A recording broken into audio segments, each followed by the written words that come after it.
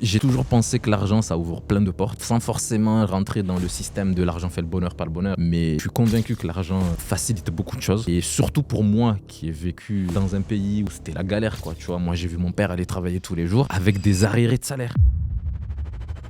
Quand on a monté le cabinet comptable, on avait chacun nos boîtes, donc on n'avait pas de pression pour trouver des clients. Par contre, quand j'ai monté mon cabinet fiscal, là, j'avais pas le choix. Je partais de zéro, j'avais aucun réseau, aucun client, zéro chiffre d'affaires, et je devais vivre. Et je me suis dit, ok, est-ce que je crée un cabinet sur tous les sujets de la fiscalité, particulier, entreprise, etc. Non, moi j'ai choisi la TVA. Donc déjà, de base, j'avais déjà cette notion de spécialisation. Là, la question, c'est combien as-tu gagné pour ton plus gros contrat? Donc, on va dire, quelle est ta plus grosse lettre de mission? Voilà. La plus grosse lettre de mission, j'ai quand même envie de montrer aux autres que ça se fait, quoi, avec un peu de travail. Salut les gars, Hello. vous allez bien? Ouais, super. On se Et retrouve vous, pour un les nouvel gars? épisode. Les Niçois. Ouais, ça va. On a un mec qui a fait le déplacement. Ouais, 2 heures de route, les gars. Bon, c'est gentil d'être venu en tout cas. Ouais, Non, merci, Rabat. Je sais pas merci si- à vous de m'avoir invité, quoi. Est-ce qu'on a besoin de te présenter ou pas, tu crois? Ou est-ce que tout le monde te connaît dans la profession? Et non. Alors, est-ce que tu veux te présenter rapidement pour nos auditeurs? Alors, moi, c'est Rabat, j'ai 32 ans, je suis expert comptable depuis juin 2023. J'ai créé mon cabinet ex nihilo en partant de zéro client, zéro réseau, rien du tout. Quasiment 6 mois après, donc on va dire que depuis janvier, donc ça va faire 1 an là, depuis janvier 2024, que le cabinet tourne. C'est bien, on va pouvoir faire un petit Ouais, un depuis petit- janvier 2024. retour sur les rendements. Donc voilà, quoi, je communique pas mal sur les réseaux et je suis content d'être avec vous. Ouais, on a quand même un Aujourd'hui. mec qui a 20 000 abonnés, c'est ça à peu près, non? Ouais, bientôt 20 000, ouais, Bientôt sur, 20 000. sur LinkedIn. T'avais dit 20 000 avant le 31 décembre. Ouais, je j'ai pas réussi sur ce coup-là, mais crois. Ouais, c'est déjà très beau. Hein. ouais, là, tu sais, sur le trajet, je regardais, j'étais à 19 990 quelque chose. Et du coup, Non, t'inquiète. t'étais parti de combien d'abonnés?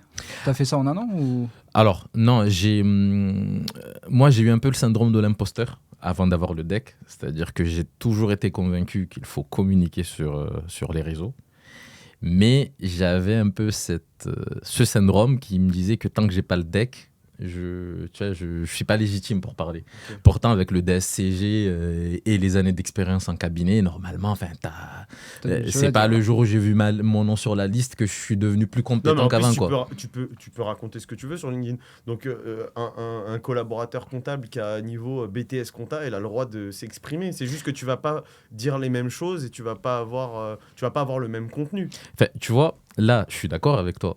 Mais moi, ce qui m'avait freiné à l'époque, c'est que quand je voyais, par exemple, une Julie Lagneau, qu'on connaît super bien, dès qu'elle met un post, t'as des gens en bas, des haineux, entre guillemets. Ouais, t'as même pas le diplôme, tu parles. Donc, en fait, je voulais éviter ce truc-là. Après, à tort, hein, parce que comme tu dis, j'aurais pu bien communiquer avant. Mais en fait, la machine... Donc, pour répondre à ta question, je crois que j'avais 1000 abonnés, je pense. Mais dès que j'ai eu le deck, pour te dire la vérité, j'avais même préparé des posts qui étaient dans Notion, qui dormaient, mais je me suis dit, tout va sortir dès que j'ai le deck. Donc en fait, le vendredi 30 juin 2023, je vois mon nom sur la liste, donc je suis content. Et le lundi Et tout de d'après... suite, il appuie sur le bouton. C'est ça. En fait, le lundi d'après, j'ai Le mec commencé... était même pas content de pouvoir exercer, il était content de pouvoir aller sur LinkedIn. Donc en fait, le lundi d'après, j'ai commencé à publier, donc on va dire ça fait 18 mois. 18 mois, 20 000, ouais. Si je peux continuer un petit peu sa présentation, pour ceux qui le suivent sur LinkedIn, vous pouvez regarder. Il est comorien. Parce que normalement, vous verrez tous les mois, il y a un post sur les Comores. Non, mais... Je suis arrivé à la nage. Non, mais sans on en savoir rigole. lire ni écrire. On en rigole, mais c'est important parce qu'en Bah, fait, bien moi, sûr. je fais ça parce que j'ai quand même envie de montrer aux autres que ça se fait, quoi, avec Mais un bien peu de sûr. travail. Parce que pour la petite histoire, c'est pareil. Moi, je suis arrivé. D'ailleurs, j'avais écouté le podcast, le Avec premier. Stéphanie? Non, le Non. premier podcast que tu avais fait avec Nicolas. Ouais. Tu disais que dans tes équipes, tu as des gens qui sont venus après, qui parlaient pas, enfin, tu vois, qui parlaient même pas la langue. Et Là, du c'est coup, Stéphanie c'est Stéphanie, Garcia ouais. qui Ah, est voilà. notre chef de mission. Elle est cubaine, elle est arrivée en France à 18 ans, elle parlait pas la langue. tu vois, moi, l'avantage que j'ai eu par rapport à ça, c'est que aux Comores, on a une ancienne colonie française, donc en fait, toutes les administrations sont en français, donc on parle français. Mais moi, je suis venu pareil, j'ai eu mon bac en 2010, je suis arrivé, j'avais 17 ans. Déjà, il y a la partie un peu, et je pense que ta collaboratrice sûrement elle l'a vécu, il y a la partie, parce que ça on le néglige, il n'y a pas que les études, il y a la vie de tous les jours. Parce que la vie de tous les jours, tu viens, tu as un visa étudiant étranger, donc avec toutes les contraintes qu'il y a, peu d'aide, enfin voilà quoi, donc faut s'adapter. La queue à la préfecture une fois tous les ans pour renouveler le titre de séjour, enfin tu vois, des fois tu finis ton bac +5, t'as le niveau, pour quand t'embauches, il y a plein de contraintes pour les employeurs, tu vois, bon, des fois c'est les employeurs un peu qui abusent, mais il y a aussi quelque part, il y a certaines situations que je peux comprendre. Parce qu'en fait, moi j'aime bien te taquiner avec ça, parce qu'à chaque fois tu dis, c'est sur LinkedIn, tu reaches beaucoup mieux quand tu racontes ce genre de choses. Mais pourquoi en réalité, c'est parce que ça inspire aussi beaucoup de gens, et du coup c'est tout à ton honneur de le raconter, tu vois. Et moi j'aime bien te taquiner avec ça, parce qu'à chaque fois je dis mais t'as 20 000 abonnés, mais t'as 17 000 Comoriens, tu vois. Il n'y a pas 17 000 Comoriens sur LinkedIn. Je pense pas. Et du coup voilà, donc pour refaire un peu le parcours, donc je suis arrivé en 2010 avec un bac S. Je savais pas trop quoi faire de ma vie, honnêtement. Je suis pas le mec, j'ai toujours su que j'allais être expert comptable. J'arrive en 2010, je savais pas trop quoi faire. J'avais un bac S. L'orientation au pays, c'est bof. Donc moi, je suis arrivé. Vous allez rigoler, mais je suis allé à la fac de biologie. Okay. Parce que c'est là où j'avais eu de bonnes notes au bac. C'est un truc qui... Enfin, tu vois, non, mais en vrai, c'est pas idiot, parce que tu t'es dit, je vais capitaliser sur mes connaissances. Je suis meilleur là-dedans, non, alors, mais là, c'est même pas moi qui l'ai choisi. Tu vois, genre, on m'a dit... Parce que moi, je savais pas quoi faire. J'avais 17 ans, je savais pas. Faut faire des études, faut réussir, quoi, tu vois. Donc, du coup, je suis allé en première année de bio, deuxième année de bio. J'ai fait 2 ans. Ah oui, j'ai fait 2 ans de bio. 2010-2012. Donc, je valide la deuxième année. Je dois aller en troisième année pour ma licence.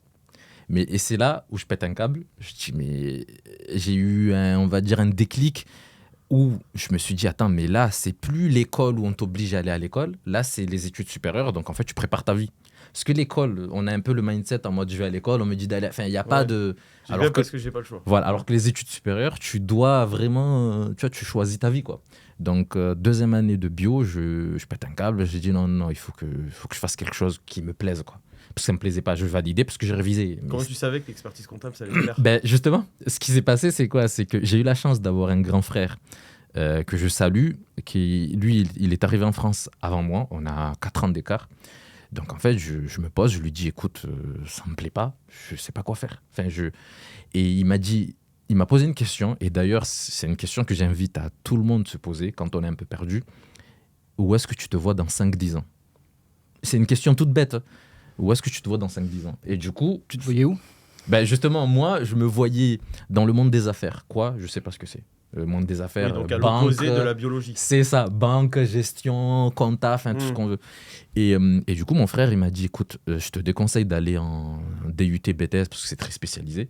Va à la fac d'éco-gestion. Déjà, il n'aimait pas la spécialisation. On va en parler. C'est ça. Donc, va en fac d'éco-gestion. Au moins, tu es généraliste. Voilà, c'est généraliste. Et après, au master, tu pourras toujours te spécialiser. Donc, du coup, je suis allé en fac d'éco-gestion. Mais va expliquer à mes parents qui sont au pays que j'ai validé ma deuxième année, mais que je vais pas en troisième année, que je recommence là. C'était un peu compliqué avec mes parents, mais bon, aujourd'hui, ils sont contents quand même. C'est quoi qui t'aiderait dans le monde des affaires? En fait... faut de l'oseille. C'est ça. En fait, je vais peut-être paraître vénal, mais j'ai toujours rêvé d'avoir une belle vie. En fait, j'ai toujours pensé que l'argent, ça ouvre plein de portes. Sans forcément rentrer dans le système de l'argent fait le bonheur, pas le bonheur. Mais je suis convaincu que l'argent facilite beaucoup de choses. Et surtout pour moi, qui ai vécu dans un pays où c'était la galère, quoi. Tu vois, moi, j'ai vu mon père aller travailler tous les jours avec des arriérés de salaire. Des fois, je lui demandais, mais papa, pourquoi tu vas travailler? T'es même pas payé depuis 2 mois. Et il me disait, ouais, mais le problème, c'est que si j'arrête, j'ai aucune chance d'être payé.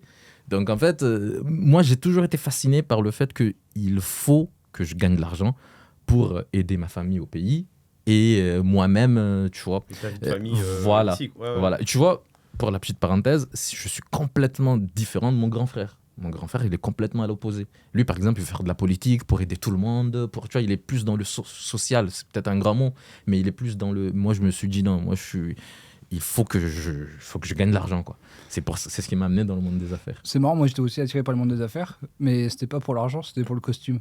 Bah, tu vois, par exemple, mon frère, là tu dis un truc important parce que mon frère, quand il m'a posé la question, mais du coup, est-ce que tu dois dans 5-10 ans, je l'avais répondu exactement ça. Je lui avais dit, je me vois plus en costume qu'en blouse. Parce que tu sais, en bio. L'image du costume, c'est quand même. Ouais, en bio, je me suis retrouvé en 2e année à disséquer des souris, quoi. Je me suis dit, qu'est-ce que je fous ici?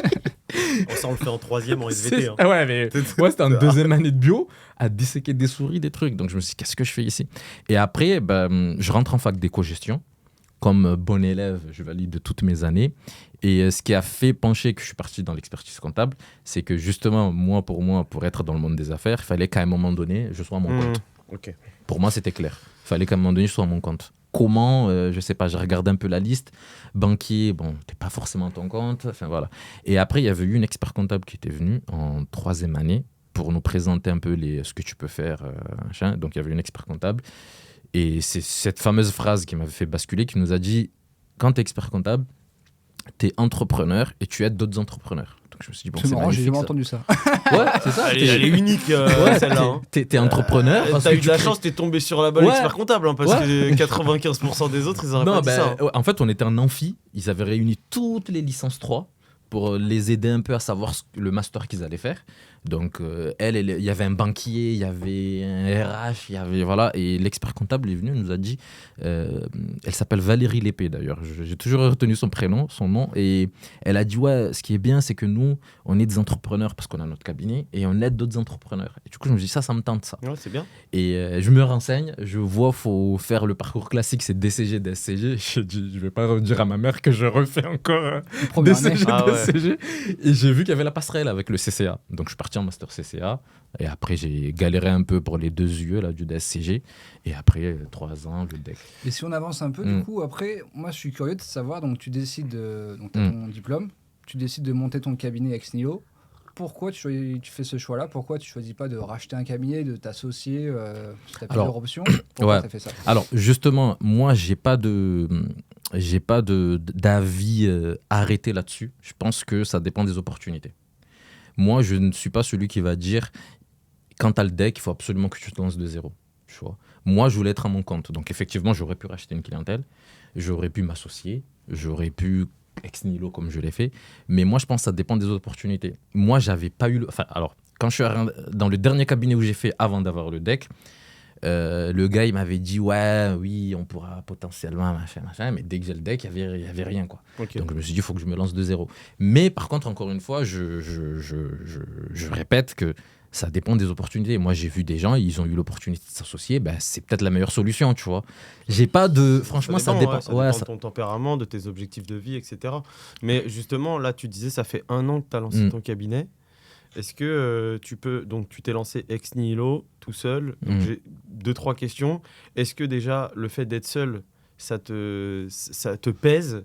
Est-ce que, parce que c'est difficile d'entreprendre seul, moi je connais pas, je suis toujours entouré, donc je sais pas trop ce que c'est. Mais des échos que j'en ai, c'est vrai qu'il y en a certains, au bout d'un moment, ils ont un peu du mal à rester seuls. Donc est-ce que toi, c'est le cas? Et aussi, autre question, est-ce que tu es capable, là, 1 an, de faire un petit rétro-pédalage et de te dire, ok, qu'est-ce que j'ai bien fait, qu'est-ce que j'ai mal fait? Oui, alors, pour ta première question, effectivement, parce que moi, quand je me suis lancé, je me suis dit, il y avait un paramètre important dans l'organisation du cabinet, dans la stratégie, dans ma tête que je m'étais dite, c'est que moi, mes parents, ils ne sont pas en France. Donc, et ils prennent de l'âge, donc j'ai besoin d'avoir une organisation qui me permet, avec un ordinateur et une connexion Internet, travailler partout. Voilà, travailler de partout. Donc, demain, je prends l'avion, je suis aux Comores, je peux bosser, quoi. Donc, j'ai la connexion Internet. Donc, j'ai commencé de chez moi. J'ai pris une petite chambre, je me suis installé, j'ai commencé à avoir des clients, des trucs. Mais là, je te parle de ça, on est en décembre 2023, janvier 2024. Au bout d'1 mois, j'en ai marre d'être chez moi. Justement parce que je suis seul. D'accord. Alors, c'est très important. La solitude, c'était pas tant que je suis associé seul, c'était de voir du monde pour moi. Donc, ce que j'ai fait, c'est qu'en mars 2024, j'ai rejoint un coworking. Je suis toujours seul à aujourd'hui, même si j'ai un recrutement qui se projette, mais je suis toujours seul. Par contre, aller dans un cowork, ça m'a beaucoup aidé dans le sens où En fait, je vois d'autres personnes, je vois d'autres entrepreneurs. À midi, on mange ensemble. Enfin, chacun a son business, mais au moins, tu vois, tu n'es pas seul dans le T'as quotidien. l'impression d'avoir des collègues. C'est ça.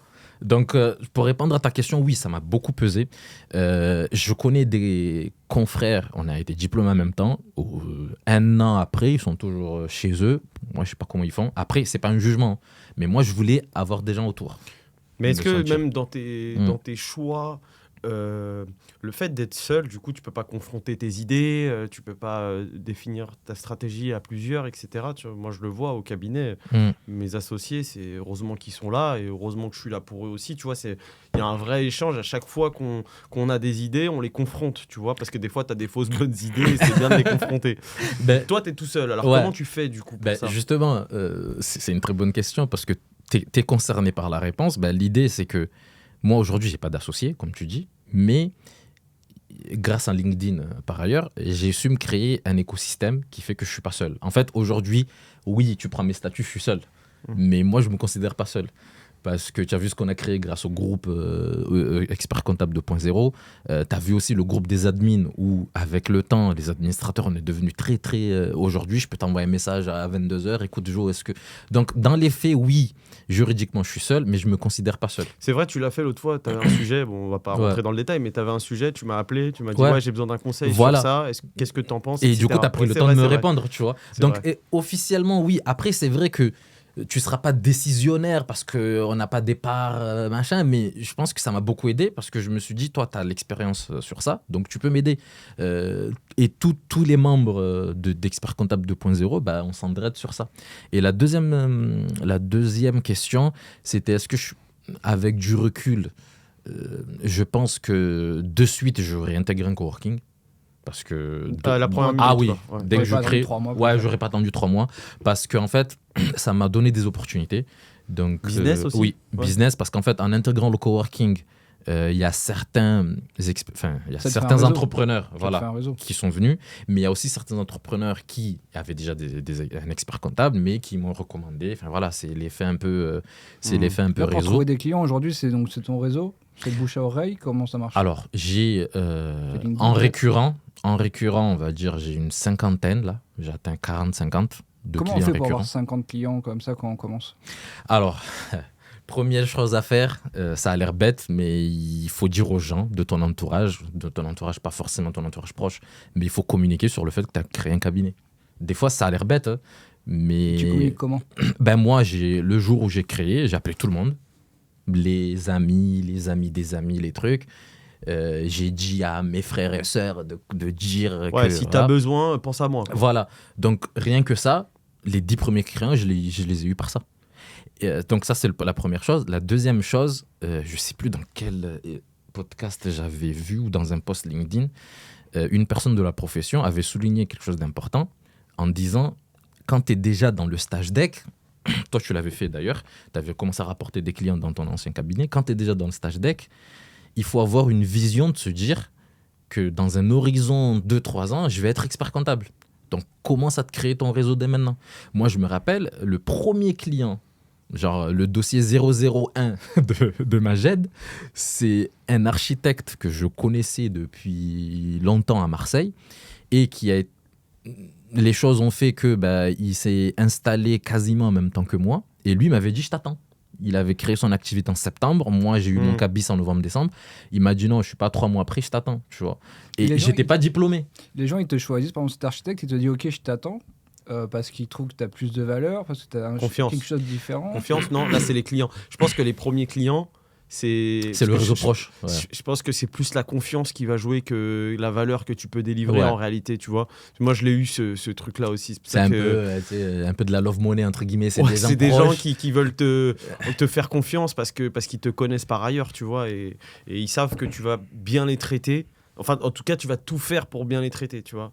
Mais toi, tu fais plutôt référence à de la vraie valeur pour le client. Je pense que les 10 premiers clients, c'était ça. Ouais. Alors, par contre, j'en ai eu 2 ou 3 par LinkedIn Pareil, une personne m'envoie un message, il me dit ouais, cherche un expert comptable, etc. À l'époque, j'avais pas encore créé le cabinet, je venais d'être diplômé, la personne avait vu mes posts, etc. Moi, je lui ai dit par contre, j'ai le temps de s'inscrire à l'ordre, tu connais, ça a pris 3 mois, quoi. Mais elle m'a attendu. Donc oui, les 10 premiers clients, c'était ça. Après, il faut passer un step, choisir une stratégie. Moi, la stratégie que j'avais choisie, c'était de communiquer à fond sur LinkedIn. Sans prétention, je suis quasi sûr que je fais partie des premiers qui avaient fait de la vidéo sur Instagram au début. Donc, j'avais fait de la vidéo Insta, etc. Ça m'a rapporté quelques personnes. Après, j'ai enchaîné LinkedIn aussi. Donc, j'ai eu 20 clients. Donc, ça commençait un peu à prendre. Aujourd'hui, ce que je ne fais pas, et que vous me direz, j'aimerais voir votre avis, j'ai jamais prospecté. Et je pense que c'est un peu... Je suis convaincu que si je faisais un peu le mix des deux, peut-être que je serais allé plus vite. Mais aujourd'hui... Prospecter, c'est quoi pour toi? Aller chercher les clients, quoi. Appeler ou aller dans... Moi, je fais pas ça. Enfin, moi, je fais pas ça. C'est-à-dire que j'ai intégré un réseau... j'ai intégré un réseau physique de ma ville. Ça m'a apporté des clients. C'est quoi, c'est BNI? Non, pas BNI. J'ai pas fait de BNI. C'est quoi, Rotary? Non, c'est des petits réseaux de ville, quoi. Des réseaux d'entrepreneurs de ville. Donc, vous voyez, tu connais un peu des commerçants. Voilà, on se voit 1 fois par mois ou 2 fois par mois. J'ai pas intégré un BNI, donc je pourrais pas te faire un retour là-dessus. Mais du coup, j'ai intégré ce réseau-là. Ça m'a apporté des clients, ça m'a apporté un réseau. Un plombier qui parle à son pote, qui vient, enfin voilà. Et après, j'ai eu pas mal aussi de... Et ça, j'ai l'impression qu'on n'en parle pas assez. J'ai eu pas mal de 2-3 missions grâce à des confrères. Ok. Ouais, comme Mohamed qui m'envoie des missions de commissaire. CAC, voilà. Ouais. Ou même, là, pas plus tard qu'hier, j'ai eu, c'est drôle, mais j'ai eu un appel d'un confrère. Une cliente est partie de chez moi pour aller chez lui. Donc, il m'a appelé, machin. J'ai dit non, il n'y a pas de souci. De toute façon, voilà, il n'y a aucun problème. C'est un client de merde, donc. Non, pas forcément. Mais en fait, non, on dit pas ça, reviens. C'est ça l'histoire ou pas? Non, pas forcément. Mais en fait, on s'était déjà... Enfin, des fois, tu sens que... C'est comme dans un couple, quoi. Des fois, tu sens que tu es une bonne personne et la personne en face est une bonne personne, mais ça marche pas, quoi. Tu vois, c'est pas un jugement. Et du coup, elle est partie chez ce confrère qui m'a connu sur LinkedIn, donc il m'a appelé. J'ai dit non, il n'y a pas de souci pour le dossier. Et là, hier, je vous parle d'aujourd'hui, hier jeudi, il m'appelle, il me dit je voulais te rendre l'appareil, j'ai une asso, etc. Machin, enfin voilà, tu vois. Mais moi, je lui ai dit écoute, je fais pas les assos. Mais tu vois, ça m'a fait plaisir de se dire que des fois, il y a des confrères qui sont dans le... Donc voilà, j'ai que de la com, réseau proche, réseau physique, et recommandations. J'ai eu pas mal de recours. Ouais. J'ai une question là-dessus parce que donc tu disais souvent au départ tu demandes à ta famille, tes amis, etc. Tu fais jouer ton réseau pour avoir tes 10-20 premiers clients. Est-ce que j'ai pensé à ça quand j'ai monté mon cabinet, j'ai fait comme ça, j'ai monté mon cabinet, donc je me suis dit ok, je vais prendre les premiers clients. Mais le problème c'est quand tu prends la tata d'à côté, les copains, tout le monde te demande des prix. Parce qu'en fait, pour te choisir, ils te font confiance, mais souvent, ils te disent, bon, du coup, tu mets un petit prix. Et du coup, finalement, tu fais des prix bas, donc tu n'as pas de marge. Et est-ce que tu as eu ce problème-là ou pas? Alors, moi, dès le départ, et ça, c'est une question très pertinente, ce que tu poses là.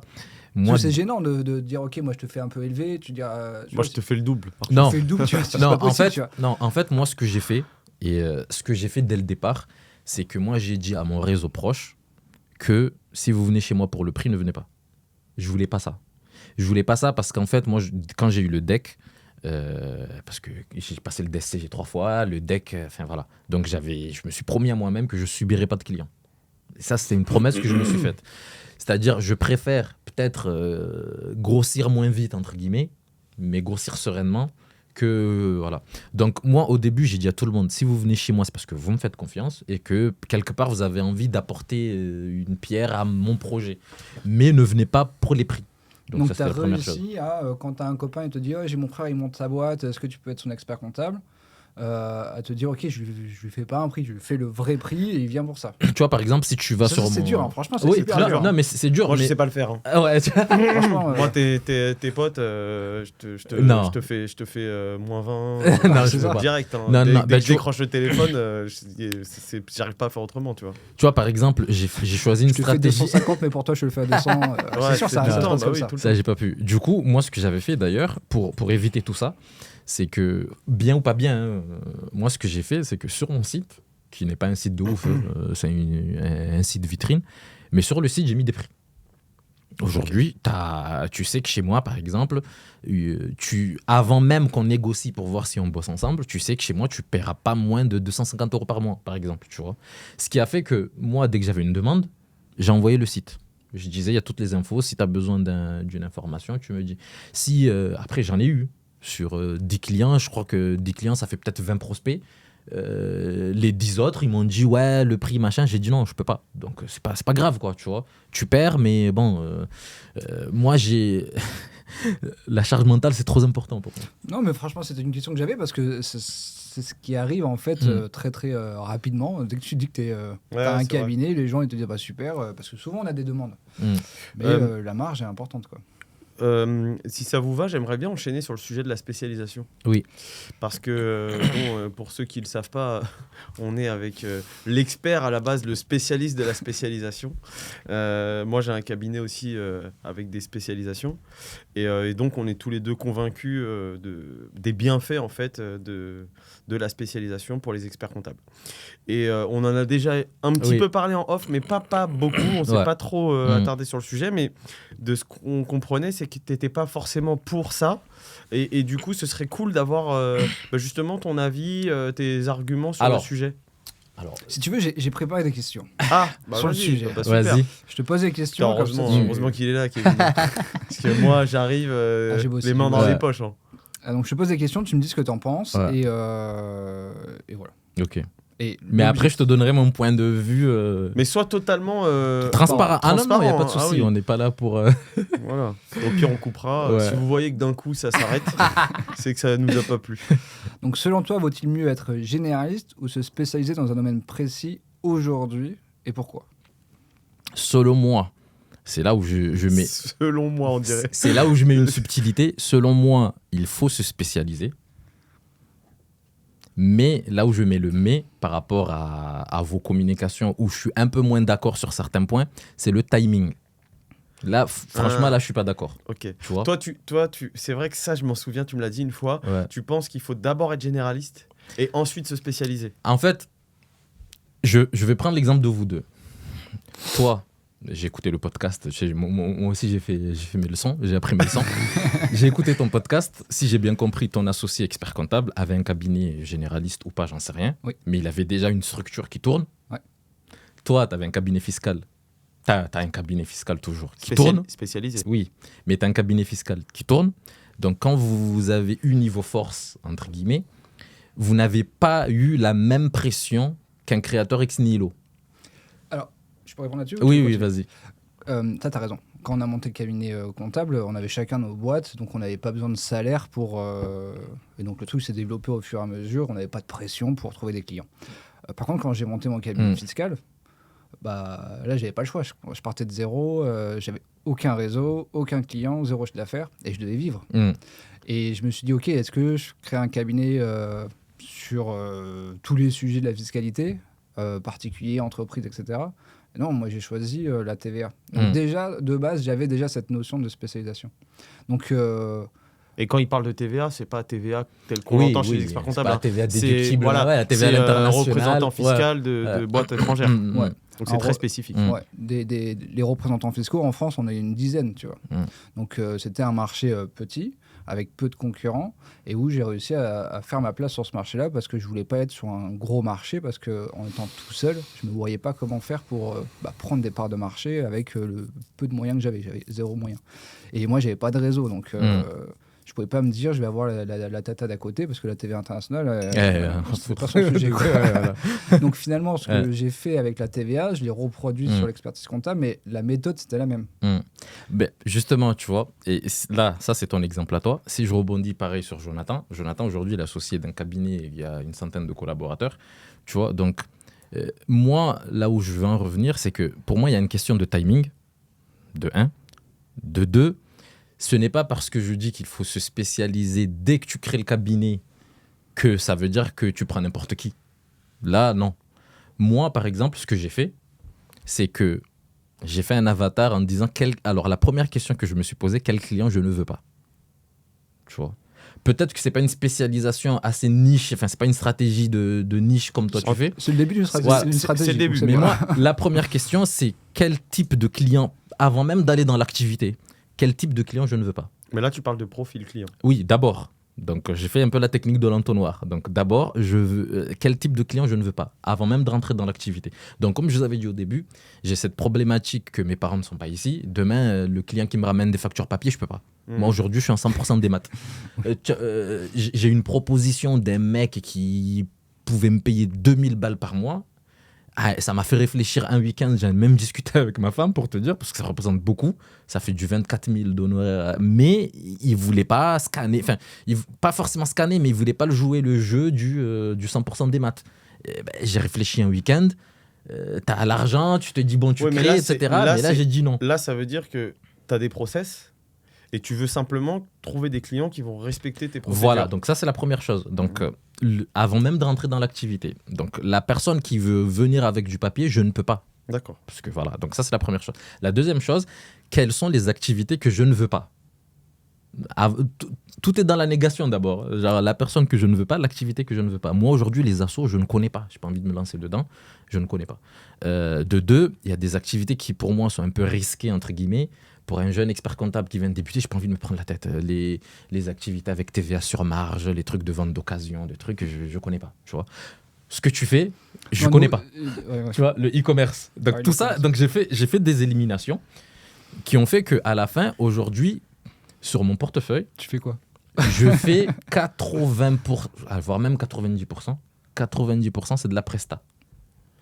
Donc, c'est de la presta de service, des consultants, des agences, tout ce que tu veux, et un peu de professionnel de santé. Tu vois. Donc là, une fois que j'ai fait ça, moi, ma stratégie, c'est de me dire, le cabinet, il est jeune. Donc, peut-être dans 1 an ou 2, si ça se développe plus sur la profession. Parce que là, aujourd'hui, personne ne le sait, ça.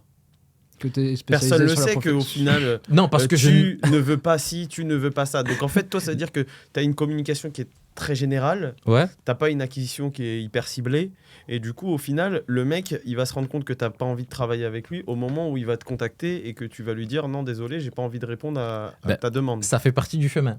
Tu vois, parce que pour moi, c'est là où on en avait discuté quand on avait eu la journée Penny Lane à Paris. Le truc, c'est que moi, il y a des portes que j'ai pas envie de rentrer et il y a des portes que j'ai pas forcément envie maintenant de me fermer. Tu vois, il y a des activités pour moi, c'est pas ouf, j'ai pas forcément envie. Comme il y a des activités qui, j'estime avoir la compétence pour. Maintenant, c'est vrai que la stratégie d'acquisition, c'est pour ça que sur ce point-là, moi, je suis pas forcément d'accord sur le fait que j'ai toujours besoin que vous preniez le paramètre de créateur ex nihilo. Mais dans le sens. Justement, on en accompagne. Je connais bien le sujet. Ouais, oui, on en mais accompagne beaucoup. Mais c'est pour dire que moi, je peux pas. Je comprends. Mais en fait, c'est juste.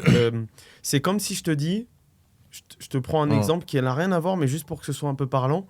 C'est comme si je te dis, tu vois, t'es sur ton Penny Lane, et en gros, soit tu mets en place des règles de paramétrage automatique, ou soit tu te dis, oh ça va, ça me prend 2 minutes, je le fais vite fait. Et puis tous les mois, ton collaborateur, il dit, je le prends 2 minutes, je le fais vite fait sur tous ces dossiers. Et puis au final, il a l'impression d'aller plus vite, et puis il va pas plus vite, tu vois. Et ben en fait, c'est pareil. Là, de te spécialiser, t'as l'impression de perdre du temps parce que tu te dis ah non mais attends, je suis ex nihilo, faut absolument que je rentre des clients, donc faut que je sois prêt à accepter tout le monde. Non, justement, entre guillemets, là non, entre guillemets, parce que même si t'as défini avec ta stratégie d'entonnoir, ça reste un peu ça quand même. Alors que si tu définis une vraie stratégie d'acquisition sur une niche particulière, puis on l'a vu avec des experts comptables qu'on accompagne et qui sont ex nihilo, et puis il y a même des experts comptables qu'on n'a pas accompagnés, type Karim Ben Safi, qui communique pas mal sur LinkedIn aussi, qui est spécialisé chez les avocats. Ouais. Et ben, tu vois, il signe 15 à 20 lettres de mission par mois, et pourtant il a créé ex nihilo, tu vois. Et en fait, Karim, ça fait un moment qu'il est... Karim, je le connais bien, il a créé un cabinet au début. Je dis pas que c'est le chemin qu'il faut faire, hein, mais il avait un cabinet un peu généraliste, entre guillemets, et après il s'est spécialisé. Il s'est spécialisé très vite. Hein. Oui, mais ce que j'ai envie de dire par là, c'est que pour moi, j'ai envie de vivre ce chemin-là. De me dire, il y a des activités que je ne veux pas, et parmi les activités que je suis prêt à prendre, tu vois, en fait, moi, je suis un aventurier, c'est-à-dire, je préfère... le Koh-Lanta de la spécialisation. Non, mais je me dis, j'ai une liste d'activités, pour le moment, encore une fois, j'ai une liste d'activités qui me plaisent, qui ne me déplaisent pas forcément et que je sais que je peux apporter de la valeur là-dessus. Essentiellement, les prestataires de services, tu vois. Et après, avec le temps, etc., oui. En fait, moi, j'ai le chemin pour ça. Je peux juste rebondir là-dessus et après, je te laisse répondre. Prestataire de services. Ça veut dire que demain, là, tu as exploré et par un effet d'opportunité, tu te retrouves à avoir une partie de ta clientèle qui est du prestataire de service. Donc, tu vas te dire, naturellement, bon, bah, je vais me nicher là-dedans. Mais pour le coup, ça ne répond pas à la question de est-ce que c'est une bonne niche pour moi ? Ça ne répond pas à la question de est-ce que le marché, il est bon par rapport à ce que je veux entreprendre, tu vois. Parce que prestataire de service, tu vas être en concurrence avec Number, l'expertcomptable.com, Dougs, machin. Donc, des gens qui tirent un peu les prix vers le bas et en plus qui ont des gros budgets marketing, etc. Donc, ça se trouve, toi, tu vas prendre cette niche, puis à un moment donné, tu vas te dire « Putain, c'est vrai que la concurrence, elle est féroce, ça va être compliqué. » Et parce que du coup, tu fais ce travail un peu à l'envers. Et c'est pour ça que... Mais après, je comprends parfaitement que tu as envie de vivre ce chemin-là, et puis je le respecte, et chacun fait ce qu'il veut. Hein. Tu vois, si tu prends l'entonnoir, j'ai fait le gros en 10 ans, j'ai supprimé quelques personnes que je ne veux pas. Là, je sais que je rentre petit à petit dans... ce que tu veux. Voilà, tu commences à être dans le positif plutôt que dans le négatif. Dans ce que je veux. Et après, je sais que dans un horizon 1 an, 2 ans, c'est sûr, tu vois. En fait, moi, je suis convaincu qu'il faut se spécialiser. Mais je mets une petite... Je mets une petite annonce sur le podcast comme quoi tu vas te spécialiser. Rabat, les gars. Rabat va se spécialiser. Ouais, mais ce n'est pas aussi simple. C'est ça, en fait, que j'ai envie de vous dire. On l'annonce officiellement. Du coup, il se spécialise. Il veut se spécialiser dans toutes les professions à risque. Mais non. Donc... Non, mais je disais que des fois, quand je lis vos posts, qui sont super bien faits, mais des fois, je trouve que il y a c'est comme si, en fait, ça paraît facile, tu vois. Ça paraît facile parce qu'il y a une méthode.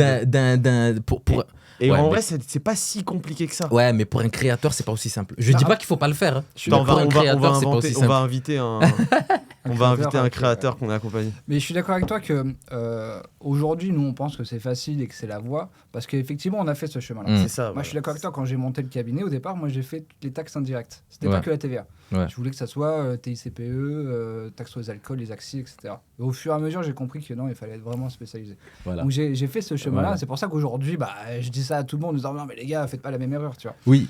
Mais je comprends que peut-être qu'il faut faire ce chemin pour arriver du coup à la même conclusion. C'est pour ça que moi, pour faire une synthèse là-dessus, je suis convaincu qu'il faut le faire. Mais les profils ne sont pas les mêmes. C'est-à-dire qu'un cabinet aujourd'hui, quand vous me dites il y a des gens qui ont 50 ans, qui ont déjà 20 ans de cabinet qui viennent vous voir pour se spécialiser, certes, ils se sont rendus compte qu'ils doivent le faire pour avancer, mais là, j'ai l'impression que vous prenez la fin de l'histoire. Il s'est rendu compte qu'il faut... Attends. Il s'est rendu compte qu'il faut avancer. Donc il faut se spécialiser. Mais le gars, de base, il a déjà un cabinet qui tourne, il se paye, il a des collaborateurs, tout ce que tu veux. Maintenant, il cherche à passer un cran au-dessus, tu vois. Il a envie de réagir. Alors, je réagis là-dessus. C'est un sujet qui m'intéresse beaucoup parce que j'essaie de comprendre aussi pourquoi on pense qu'il faut se spécialiser. Et pourquoi on a des clients qui, effectivement, ont 20 ans de cabinet, ils se sont développés très bien grâce à en tant que généralistes, ils ont des collaborateurs, etc. Et pourquoi aujourd'hui, ils se disent, en fait, c'est peut-être plus le schéma. Ce qu'il faut comprendre, tu l'as très bien dit, c'est que toi, tu veux être full digital. Tu veux travailler de n'importe où. Pourquoi ? Parce qu'en fait, aujourd'hui, c'est possible de le faire. Avant, on était obligé d'être généraliste parce qu'on avait une zone géographique. Parce que les clients devaient amener les pièces comptables au cabinet. Aujourd'hui, avec Time, avec Penny Lane, etc., il n'y a plus cette barrière physique. Du coup, on a des Dougs, on a des Contastars qui font des prix pas chers et surtout qui sont au niveau national. Toi, aujourd'hui, tu es à Martigues, mais tu as des clients qui sont sur Martigues, mais tu peux avoir des clients n'importe où. Parce que tu peux demain travailler en commerce. Sur 45 lettres de mission, j'en ai 5 qui sont de la région. Exactement. Voilà, bah, très bien. Parce qu'en fait, le marché, il a changé. Ouais. Parce qu'avant, c'était impossible que ça soit le cas. Avant, c'était impossible un cabinet qu'il ait des clients, je sais pas, toi, tu es à Martigues, tu n'aurais pas pu avoir un client à Lille. Alors qu'aujourd'hui, c'est possible. Donc, ça veut dire que tu as des clients, donc des clients à nous qui ont 20 ans d'expérience, qui se sont développés localement parce que c'était la norme, et aujourd'hui, c'est plus possible. Et ils comprennent que pour avoir de la croissance, des relais de croissance, et le côté généraliste, ça marche plus, et qu'il faut aller sur la spécialisation parce que le marché s'est nationalisé. Mais c'est pour ça, tout à l'heure, tu parlais d'avatar, mais nous, dans notre accompagnement, en fait, on n'a pas un seul avatar. C'est pas seulement les cabinets qui sont déjà lancés. Et on a aussi les jeunes créateurs, tu vois. Et au final, tu te rends compte que le parcours à réaliser, en fait, c'est le même parce que dans ce qu'on propose, c'est justement de repartir de la base, tu vois, de vraiment définir ta niche, tu vois, de te remettre dans une autre... Et c'est même, je dirais, même plus facile avec un créateur, un ex nihilo qui va se lancer, plutôt qu'avec un expert comptable qui exerce depuis 20 ans, tu vois, parce que tu dois faire un gros reset, en fait, mental, et te dire, OK, si je veux vraiment me spécialiser, même d'un point de vue marketing, etc., tu vois, tu es obligé de faire un énorme changement. Alors que quand tu sors du deck, si tu as décidé de te spécialiser, en vrai, entre guillemets, tu vas suivre la méthode de façon un peu bête et méchante et tu vas juste t'investir en temps et puis tu vas y là, aller. Tu viens de dire un truc important, un paramètre important. C'est pour ça que je répète la même chose. C'est que pour moi, la méthode, elle est bonne, mais attention, c'est pas tous les mêmes profils. Bien et sûr. ça, j'ai l'impression que... C'est pour ça que je dis que parfois... Quand vous communiquez sur cette méthode qui est super bien, il faut aussi, en fait, il ne faut pas rendre le truc aussi simple.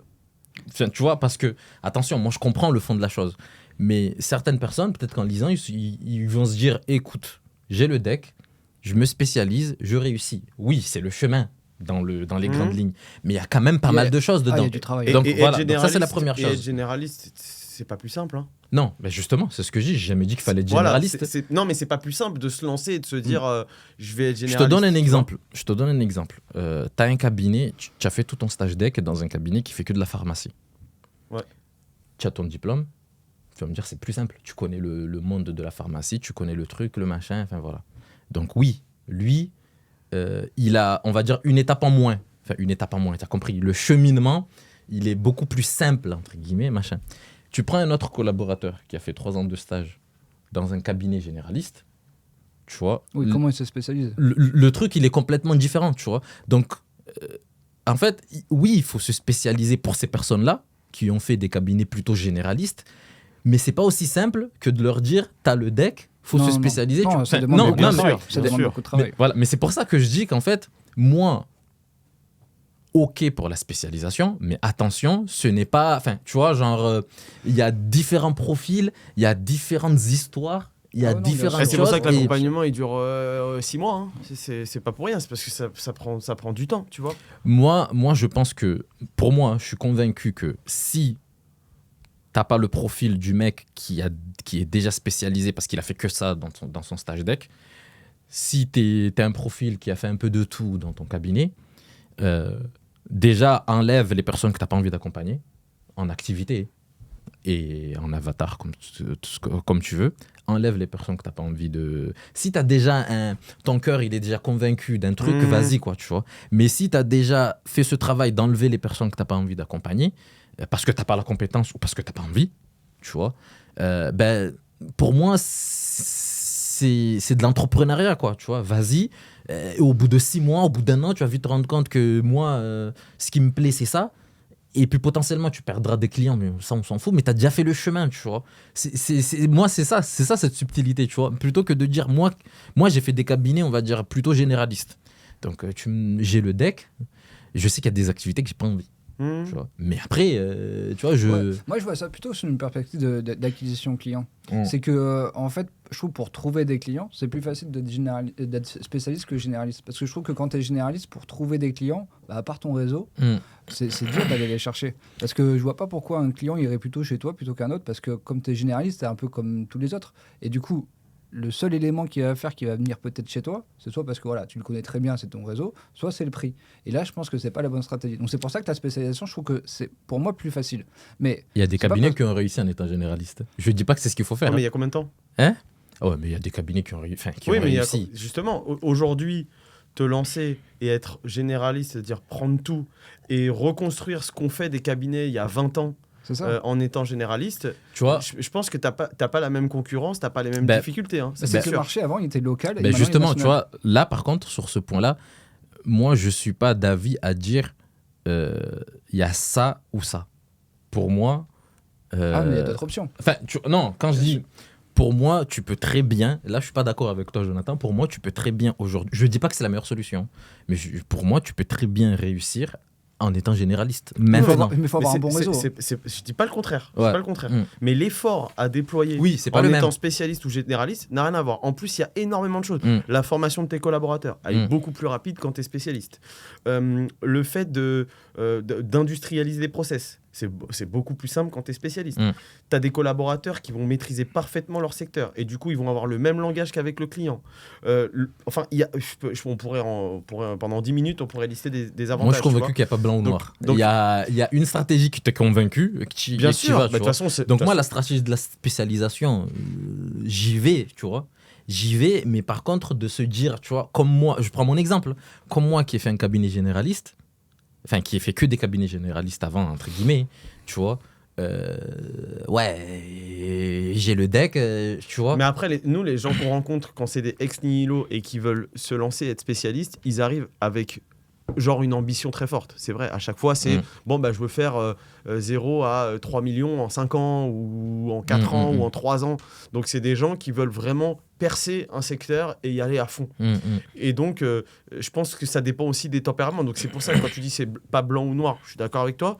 Mais après, nous, on est convaincus qu'il y a quand même une méthode qui fonctionne mieux aujourd'hui dans l'état actuel du marché qu'une autre, c'est tout. Mais après, forcément, si le mec, il a envie l'expert comptable, il a envie d'être généraliste, et qu'il soit généraliste, Oui, tu vois, il y a de la chacun place fait ce pour qu'il tout le veut. monde. Hein. Ouais. Mais c'est vrai que je trouve qu'on peut pas comparer avec des cabinets qui ont 10 ans d'expérience parce que le marché, c'était pas le même. Ils étaient en concurrence localement avec les 10 autres experts comptables sur leur marché. Donc il y avait à manger pour tout le monde. Donc forcément, généralistes, bah, ils arrivaient à se développer. Comme aujourd'hui, tu as du Contastar, tu as du Doux, et que le marché est national, bah, c'est pas le même marché et du coup, tu as beaucoup plus de concurrence. Et quand tu es généraliste, que tu te lances pour trouver un client, moi j'ai l'impression que c'est dur, même pour communiquer. Et donc toi, tu l'as fait parce que tu as développé ton réseau et tout. Donc effectivement, quand tu as un réseau, tu arrives à trouver des clients. Tu prends Mohamed Chila, moi j'ai bien discuté avec lui. Aujourd'hui, ça fait 1 an qu'il a son cabinet, il s'est bien développé, mais c'est que grâce à son réseau. Mais quand tu n'as pas de réseau, comme moi par exemple. Oui, Mohamed, c'est dur ce de qu'il a trouver, fait, Mohamed, que je connais très bien ce qu'il a fait, pour le moment, hein, il est généraliste. Oui, mais il a un bon C'est réseau. parce qu'il a un bon réseau. Oui, Voilà, c'est ça.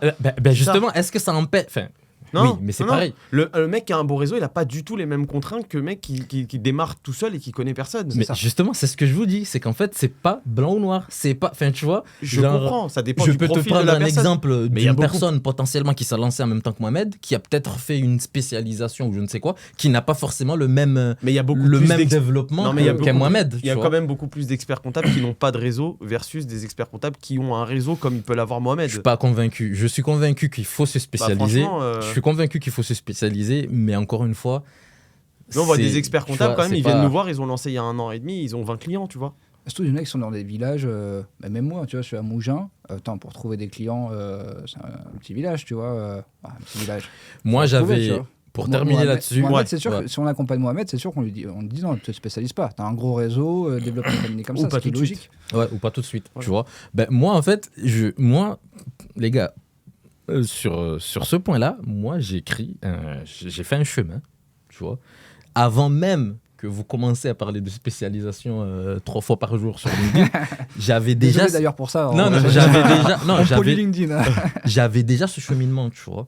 Moi, j'ai dit étape 1, je supprime le persona que je veux pas. Quand je dis persona, je parle juste du fonctionnement de la personne, etc., du caractère, etc. Je veux pas subir de clients. Deuxième chose, je supprime les activités que je connais pas, tu vois.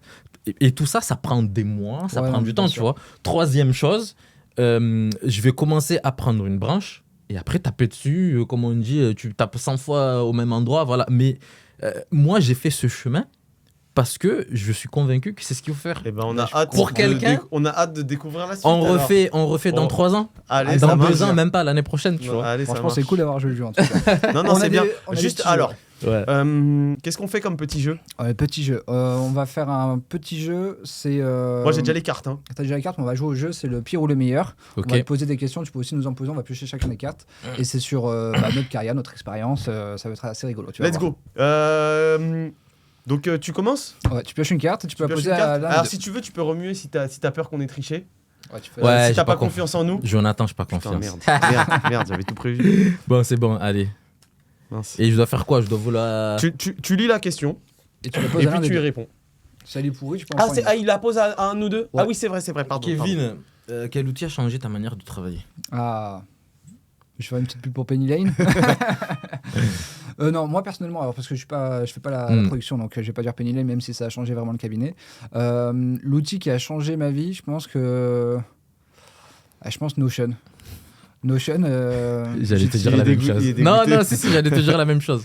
Notion, j'utilise en pro et en perso, et je Ouais. mets tout dedans. Ok. C'est vraiment mon deuxième cerveau. D'ailleurs, il y a un template qui s'appelle deuxième cerveau. Ouais, je l'ai vu passer là. Il y a encore. Ouais, là. mais il Oh. passe en boucle. Ouais. Tu vas sur Instagram, tu vois que ça. Voilà, Meta Ads, Ouais. il fait, Ouais. le mec, il a mis à bloc. Mais tu vois, je vais chez le médecin, j'ai mon truc santé. Mm. Quand je vais chez le dentiste, chez le médecin, ça. je Du mets coup, toujours tu l'as le pris truc. ce template? Ouais, je l'ai. Ok. Ouais. Où je mets, je sais pas, les bouquins que j'ai envie de lire, où je mets ma c'est bien, il va pouvoir nous le filer. Je suis d'accord avec toi. Ça Ouais, coûte 100 on va filer pas gratos. payer 99 €. Ça coûte 100 €, donc ouais, je pourrais te le. Non, alors Il le revend, je 120. me permets vraiment de rebondir là-dessus. Notion, en fait, moi, franchement, ça fait pas longtemps que je l'utilise. Ça fait pas longtemps, ça fait 6 mois quand même. Mais en fait, j'entendais tout le monde parler de ça. Et quand je l'ai pris en main et que je me suis formé un peu dessus, ça change la vie, quoi. Moi, aujourd'hui, toute ma création de contenu, ma to-do list, enfin, tout. Ouais. Tout, quoi. Tout est dessus, quoi. Et moi, Donc, j'utilise pour le wiki d'entreprise aussi. Donc, Mm. tous les collaborateurs, à chaque fois que j'ai une process, un truc à dire, je le fais sur Notion, j'envoie le lien et les gens. Ah, nous, on a commencé, j'avais expliqué dans un épisode qu'on avait fait ensemble qu'on voulait faire des petits tutos vidéo de 2-3 minutes sur des thématiques très précises Et tu les mets sur Notion après. pour les collaborateurs. Et du coup, on a commencé là. On en a tourné 5-6 pour tester, pour voir. Et puis là, maintenant, on va séparer les thèmes. Et tu vois, c'est comment comptabiliser une augmentation de capital, ou Ouais, ce genre de ben, choses. ça, Et tu le comme fous ça, au dans moins, les Notion, collaborateurs, ils peuvent... Et tu Non, utilises non. Notion pour structurer ton Exactement, truc. ouais. Comme Non, ça, tu auras Notion, une recherche avec des mots-clés, etc. Ça Et- change la vie, ouais. quoi. Ouais, c'est vraiment Il cool. n'y a pas une heure où je rentre pas dedans pour voir Est-ce ma que to-do, par contre pour vous le truc. utilisez Notion aussi pour les clients dans le sens où vous leur donnez de moi, je le l'information via Notion? Ouais, quand j'ai une annonce à faire ou un truc où souvent les clients ils me posent les mêmes questions, je crée une page Notion, je le mets dans ma base et je leur envoie le lien. Super. Magnifique. Ouais, très Très bien. ça. pratique. Tiens. Allez, ouais, à toi de piocher. Et il t'a fait confiance. Alors, as-tu déjà fait un faux compliment ou un compliment intéressé pour obtenir quelque chose? Je te la pose à toi, Rabat. Non, parce que moi, t'avais la réponse. As-tu déjà un faux compliment pour obtenir quelque chose? Ouais, je sais Ouais. pas. En gros, est-ce que t'es un manipulateur, un quoi client. Est-ce que t'es un manipulateur? Je pense que ça m'est arrivé. Honnêtement, je pense que ça m'est arrivé. Par contre, je prends le parti de dire j'essaye au maximum de ne pas le faire. Mais on est des humains, donc je pense qu'à un moment donné, Mais des fois, tu le fais pas pour les mauvaises raisons. Ouais, Des voilà. fois, tu le fais Des fois, aussi tu te dis parce que c'est t'as la pas envie meilleure d'être- chose à faire Ouais, voilà, dans la Parce situation. que tu veux pas être blessant, Voilà. méchant, tu veux être C'est ça. empathique ou ce genre de Donc choses. je pense que j'ai dû le faire. Donc on va se dire que Mais tu j'ai- l'avais fait pour mais ça. Mais j'essaye de... Alors. Oh bah tiens, on va te la poser à toi, celle-là. Vu que tu as 1 an d'activité, combien. Alors là, la question c'est combien as-tu gagné pour ton plus gros contrat? Donc on va dire quelle est ta plus grosse lettre de mission, voilà, Ouais. pour que ce soit. La plus grosse lettre de mission, bah, d'ailleurs, petite parenthèse, les gars, vu qu'on parle de spécialisation, tout ça, là, la compta tous les jours, ça paye pas. Donc, c'est les missions à valeur ajoutée qui payent. Ouais. Ben, le plus gros, enfin, C'était une lettre de mission de management de transition. En fait, j'avais une grosse structure qui est dans Marseille. Eux, ils ont la compta en interne. Ils font tout en interne. Et en fait, j'ai un copain qui bosse dans le cabinet d'audit, parce que du coup, ils ont un CAC, qui m'a appelé un jour, qui m'a dit « Ouais, écoute, on est auditeur, on est CAC dans le groupe X. » Et ils ont un RAF, je crois, qui est parti en pleine période de... Sachant que c'est un groupe. De clôture, ouais. Ouais, sachant que c'est un groupe, donc il y a au moins 5-6 sociétés. Donc, est-ce que tu peux bien les dépanner, etc. Et honnêtement, je ne sais plus combien de jours j'ai fait, mais je peux vous donner un chiffre. Et je pense que je n'avais pas assez facturé. J'avais fait du 700 balles. 700 balles jour. Ouais. Pour un RAF, c'est un petit peu faible. Après, c'est Marseille. Mais Marseille bébé. Ouais, toi, t'as les tarifs d'un Paris. café à 15 euros devant la gare de Lyon. Non, mais je pense que c'est plutôt. C'est pour ça que je dis pas que- non plus très loin. Ouais, je pense que c'est entre 800 et 1000 euros. Voilà, je pense, avec la du journée. recul, je pense que j'aurais pu. Et c'était combien de jours du coup t'as facturé? Ben justement, franchement, je sais plus parce qu'en fait, c'était un planning en mode. On avait dit 2 jours par semaine pendant 3 semaines. Et après, c'est passé à 3 jours. Enfin, franchement, je peux pas. Je sais que j'ai facturé 700 balles. Après, il y a des cabinets qui sont spécialisés en management de transition. Ouais.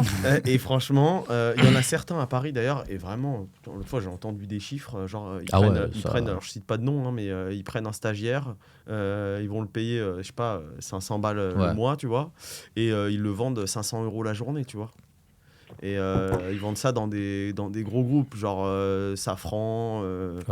Tu vois, des groupes comme ça. Et franchement, tu te dis, putain, la Jeumar qu'ils font là-dessus, waouh! Ouais, c'est un grand La groupe. force de la spécialisation. Ouais. Bon, allez, prochaine question. C'est pour toi, Jonathan. Ah, avant de la lire, t'as vu? Quelle opportunité aurais-tu aimé saisir, mais que tu as raté? Alors, je sais pas si on peut appeler ça une opportunité, mais en gros, moi, c'est pas lié à l'expertise comptable, vraiment. Je suis investisseur dans des startups, tu vois. Et en fait, entre guillemets, c'est lié parce que quand j'ai lancé le cabinet, moi, en tout cas, mon cabinet, parce que moi, tu sais, je suis dans un groupe, maintenant, je suis associé sur le groupe, mais à la base, j'avais créé une entité.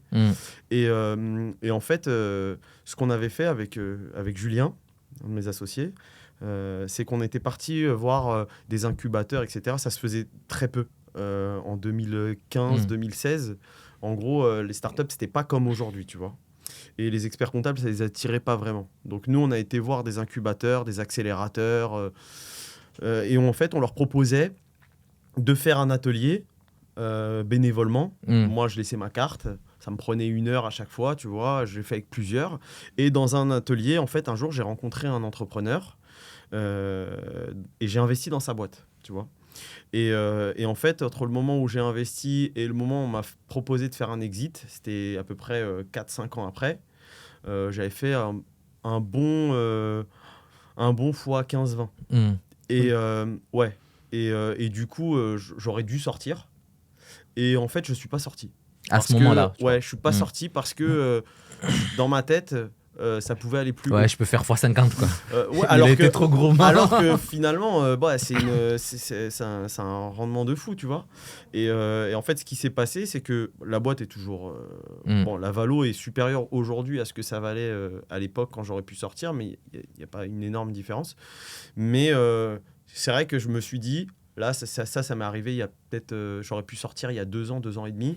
Je sais que si j'avais pris cette somme-là il y a 2 ans, 2 ans et demi, aujourd'hui, j'aurais bien plus que ce que je vais récupérer quand je vais pouvoir sortir de nouveau, si je peux sortir de nouveau. Parce que ça se trouve, je ne pourrai jamais sortir et ça se trouve, ça vaudra 0 demain. Donc, ça m'a vraiment appris quelque chose. C'est que parfois, il faut prendre l'argent sur la table. prendre les opportunités. Elles sont là, elle est là, il faut tu la vois. saisir. Et ça, il ne faut pas être trop gourmand, tu vois. Et parfois, quand tu vois la valo d'une boîte qui passe de 2 millions à 80 millions, tu te dis, ouais, j'aurais dû. Voilà, et encore, tu vois, je t'ai dit x15, mais c'est plus que ça, parce que les chiffres, c'est ça, c'est 2 millions à 80 millions. Donc voilà. En tout cas, c'était un bon apprentissage. Il n'y a pas d'autres thèmes. On a passé 1 heure à parler des Comores et de centre spécialisation. Si, tu veux parler de quoi, vas-y. Moi, je voulais échanger avec vous sur le sujet de la communication sur les réseaux, personal branding, tout ce que vous voulez. Ouais, bien sûr. Allez. Qu'est-ce que vous pensez de ça? Est-ce que maintenant, il faut absolument le faire? dans notre domaine, je parle. Est-ce que pour vous, il faut absolument le faire? Et quel serait pour vous le cheminement idéal? Enfin, quand je dis cheminement idéal, choisir un réseau, taper dessus, faire un peu tous les réseaux. Enfin, voilà, comment Je peux commencer à répondre. Est-ce que ça t'apporte quelque chose? Enfin, voilà, quel est le... Ouais, bien sûr. C'est une très bonne question parce que c'est une question que tous les entrepreneurs se posent aujourd'hui, donc y compris les experts comptables qui ont envie de développer une image de marque pour leur boîte, mais aussi une image personnelle, parce qu'on parle de personal branding. Et en fait, déjà, la première chose, c'est que ça dépend de ton persona. Et c'est pour ça que aujourd'hui, nous, quand on parle de spécialisation, pour revenir à ça, ça te permet aussi de savoir sur quel canal tu vas aller. Tu vois, si tu es spécialisé dans, je sais pas, dans les métiers de l'assurance, tu sais que tes clients, tu vas les trouver sur LinkedIn, tu vois. Alors que si tu as un business ou une connerie... Tu vas pas faire le Kevin non, mais... spécialisé dans l'e-commerce et qui fait sur LinkedIn, au final, il s'est rendu compte que ses clients sont sur YouTube. Tu vois, j'ai suivi. Oui, mais c'est exactement ce que j'allais dire, tu vois. En fait, ça dépend. Mais aujourd'hui, il a une double clientèle parce qu'il a sa clientèle expert comptable, du coup, pour le bootcamp, etc. Donc là, les experts comptables, tu les trouves sur LinkedIn, tu vois. Donc ça dépend vachement de ton persona. Et en fait, on a fait le même cheminement, Kevin et moi. On a commencé sur LinkedIn, on a fait du YouTube et on a fait du Instagram. Et je pense que toi aussi, tu as eu la même réflexion, c'est que notre clientèle n'est pas sur Instagram. En tout cas, notre persona à nous... Les personnes qu'on veut viser, non. Elles ne sont pas sur Instagram. Ou alors, elles le sont, mais pour aller les chercher, c'est trop compliqué. Ouais. En fait, les budgets, c'est pas les mêmes. C'est vraiment très compliqué parce que moi je sais que les prospects que j'ai eu sur Instagram c'était vraiment ça rentrait pas du tout dans mon scope. Donc au final je me disais j'engage du temps et on s'est posé une question à un moment donné, enfin Kevin m'a posé une question et je pense qu'en fait il avait totalement raison. Il m'a dit je sais pas si je fais ça vraiment d'un point de vue business Instagram ou si c'est pour l'ego. L'ego de me dire bon j'ai envie d'avoir des abonnés et puis ça fait bien d'avoir des abonnés. Oui ça flatte et aussi mine de rien on pense que parce que moi je suis pas forcément d'accord avec ce qu'il dit, c'est que de la vanité métrique machin. Pourquoi? Parce que demain c'est un prospect dans je ne sais quoi, soit ton activité cabinet fiscal, soit dans ton truc d'accompagnement d'expert comptable. Tu vas sur le profil de la personne, tu te renseignes un peu, tu vois qu'il a 10 000 abonnés sur Instagram, tu vois ça fait quand même, tu te dis bon le gars il est un peu crédible, même si c'est pas... Attention, même si c'est pas de la rentrée directe. Ouais, ça mais dépend. C'est voilà. Moi, je préfère que le mec qui tape mon nom sur Google et qui voit plein d'articles, de trucs. Et là, il y a de la réassurance, tu vois. Instagram, je suis pas sûr que dans notre métier, ce soit de la réassurance, tu vois. Moi, l'erreur que j'ai faite. Ce que tu viens de dire, c'est hyper intéressant. C'est exactement ça. En fonction de l'avatar client, encore une fois. Ouais, que tu cherches. L'avatar client, c'est plutôt être bon sur avoir un article sur Challenge que avoir 10 000 abonnés sur Instagram. Parce que ton avatar client, il va avoir plutôt une bonne image de Challenge que de Instagram. Tu vois, quand je vais dans un événement comme j'ai été la semaine dernière au Parc des Princes, là, avec donc c'est One Day to Scale, où je suis coach pour les 70 entrepreneurs qui sont là. Il y a Anthony Bourbon qui est là, qui fait une présentation, il y a Éric Larchevêque, etc. Si les gens tapent mon nom et qu'ils me voient associé à ce genre d'opération, d'événements, là c'est une réassurance de malade parce que moi mon discours c'est de dire j'accompagne des entrepreneurs parce que moi j'ai le même langage que vous. Je comprends vos business, je peux vous challenger, je peux vous parler aussi bien compta, finance que marketing, acquisition, etc. Tu vois, et du coup ça va parfaitement dans le sens de mon avatar et de mon persona, tu vois. Donc je pense que déjà vu que tu parlais d'étapes, je pense que la première question à se poser c'est ça. Après nous en tant qu'experts comptables, voilà, on n'a même pas de questions à se poser. En vrai, dans 90% des cas, je pense, ta clientèle, elle va se trouver quand même plus ou moins sur LinkedIn. Après, ça dépend de ta spécialisation. Si tu as une spécialisation qui est différente, peut-être que ce ne sera pas le cas. Mais souvent, c'est le cas. Ouais, enfin, je trouve que ça dépend en fait. Encore une fois, si tu n'as pas de spécialisation, effectivement, c'est hyper dur d'avoir un bon personal brand parce qu'il n'est pas adéquat avec... tu sais pas à qui tu parles. Je te donne un exemple. Moi, je suis toujours avec mon Audi's. Je suis avec mon Audi's parce que je vise des e-commerçants. Mais demain, si je vise un dirigeant d'une PME industrielle dans le nord de la France qui a 50 ans, je serai en costume cravate. La preuve aujourd'hui. Et quand on fait du contenu sur le bootcamp, il est toujours... je ne vais pas dire que d'habitude il est mal habillé. J'allais dire il est toujours bien habillé. Non, mais il est toujours habillé différemment, tu vois. Parce que je vise des experts comptables et j'ai envie de leur ressembler. Mais si je vise un e-commerçant, je vais essayer de leur ressembler. Si demain je vise des femmes entrepreneurs entre 20 et 30 ans... Il va mettre des talons. Parce qu'elle est des femmes. Donc, bientôt, on va le voir tuto make-up. Non, mais j'irai sur Instagram, tu vois. Ouais. Là, ça serait hyper important pour moi d'être sur Instagram parce que ça même serait toi, ma cible. par rapport à ton business, aujourd'hui, c'est le e-commerce. Donc, comme tu l'as dit tout à l'heure, il l'a déjà raconté, c'est vrai qu'effectivement, sur YouTube, il y a plus ta cible que sur LinkedIn pour la partie expertise comptable e-commerçante. Mais par contre, demain, si tu veux aussi attaquer le marché tu sais, tous les infopreneurs, le business en ligne, etc., effectivement, il y a du YouTube, mais il y a surtout du Instagram. Ouais, Et là, donc, peut-être que te dire, OK, il faut que je développe ma visibilité sur Instagram, ça peut avoir du sens. Donc, tout dépend de ça. Ouais, je trouve qu'encore une fois, tu peux avoir un bon personal brand en fonction de qui tu parles. Mais si tu sais pas à qui tu parles, c'est difficile d'avoir un bon personal brand. Et un expert comptable, s'il veut faire du LinkedIn ou quoi, il faut d'abord se poser la question à qui il veut transmettre son message. Alors, moi, je vais vous faire mon retour là-dessus. Quand j'ai commencé, effectivement, c'est pour ça que j'utilise tout le temps ce terme. Laisser les personnes faire le cheminement, tu vois. Moi, je me suis dit, vas-y, je vais publier partout. Ça a tenu 3 mois, j'étais KO, quoi. Tu vois, j'ai fait de l'Insta, j'ai fait du LinkedIn, j'avais installé TikTok. Bon, après, je l'ai supprimé au bout de 2 jours parce que ce que je voyais, putain. Du coup, enfin voilà. Et après, je me suis dit, bon, plutôt que d'être prince partout, on n'a pas parlé de TikTok. mieux vaut être roi quelque part, tu vois.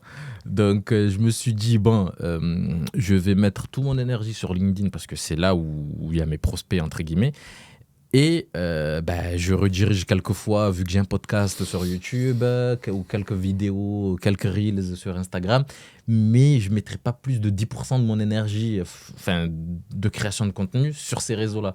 80% aujourd'hui de ma création de contenu, c'est sur LinkedIn, tu vois. Je suis curieux là-dessus, tu passes donc beaucoup de temps sur LinkedIn à créer du contenu, tu passes beaucoup de temps à développer ton réseau. Qu'est-ce qui te rapporte le plus de business ?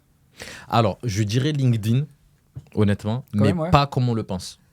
Et indirect. ça, j'en ai... Ouais. De manière indirecte. Ouais, comme moi, j'en avais fait un post. J'avais fait un post, je sais plus c'était quand. Le gros problème, je prends une consoeur qui publie pas mal, je crois qu'elle doit faire 2 posts par semaine sur LinkedIn. Je l'avais croisée au congrès. Elle m'a posé la fameuse question, est-ce que concrètement LinkedIn, ça t'apporte des clients ? Tu vois, donc pour répondre à cette question, pour ma part, avec le recul que j'ai... Trop peu de clients de façon directe, mais ça t'apporte du business de façon indirecte. Est-ce que tu penses que si tu étais spécialisé, ouais. en ayant une communication plus ciblée du coup sur ton personal branding, tu aurais une meilleure acquisition directe sur LinkedIn ? Honnêtement, je pense pas. Je pense que LinkedIn, aujourd'hui, ça reste la première valeur de LinkedIn, c'est créer un réseau, connaître des gens qui vont eux te recommander, qui vont eux te... Enfin, tu vois, c'est surtout ça. Moi, sur les 45 lettres de mission que j'ai, je crois que j'en ai... Après, je fais pas mal du LinkedIn. Je crois que j'avais fait la dernière fois la provenance un peu des clients. J'en ai 8. D'accord. J'ai signé directement via LinkedIn. Par contre, indirectement, je dois en avoir une vingtaine. Quand je dis indirectement, c'est... Oui, le réseau que tu as fait via LinkedIn qui t'a débouché. Moi, une fois, il y a un prospect que j'ai signé qui a rempli mon tally, etc. Donc, on fait une petite visio d'1 quart d'heure. Je vois le nom. En fait, elle avait marqué, parce que je demande la provenance, quoi. Elle avait marqué, c'était une fille qui avait marqué LinkedIn. Je regarde dans tout mon truc, je la vois pas. C'est pas une personne avec qui j'ai déjà discuté. C'est pas une personne qui a déjà liké un post. Enfin, voilà, je comprenais pas. Et pendant la visio, on a dit ok, on va signer, etc. Du coup, ça me tatillonne. Je lui pose la question. Je lui dis attends, mais comment tu... Il m'a dit non, en fait, elle m'a donné le nom d'une personne qui commentait mes posts avec qui on échangeait, qui t'a recommandé. Voilà, qui lui a dit si je cherche un expert comptable, tu lui as dit va voir telle personne, tu vois. Jonathan, Mohamed, enfin tout mon réseau, tous mes potes, j'aime pas dire confrères, sur le papier on est confrères, mais tous mes potes aujourd'hui qui sont experts comptables. Sur le papier vous êtes concurrents. Tous mes potes confrères, entre guillemets, aujourd'hui que j'ai, c'est grâce à LinkedIn, tu vois, essentiellement. Et oui, ça m'a apporté du business indirect. J'ai un podcast, quasiment tous les invités, c'est du LinkedIn. Et ces invités-là, aujourd'hui, j'ai reçu une avocate, on parlait de pacte d'associés. Cette avocate-là, aujourd'hui, elle m'a rapporté 3 clients, tu vois. Donc, une personne qui t'envoie un message direct sur LinkedIn pour dire « je cherche un expert comptable », il y en a très peu. D'ailleurs, allez suivre Rabat Mohamed, du coup, sur LinkedIn et aussi sur YouTube avec le podcast qui s'appelle Outsider.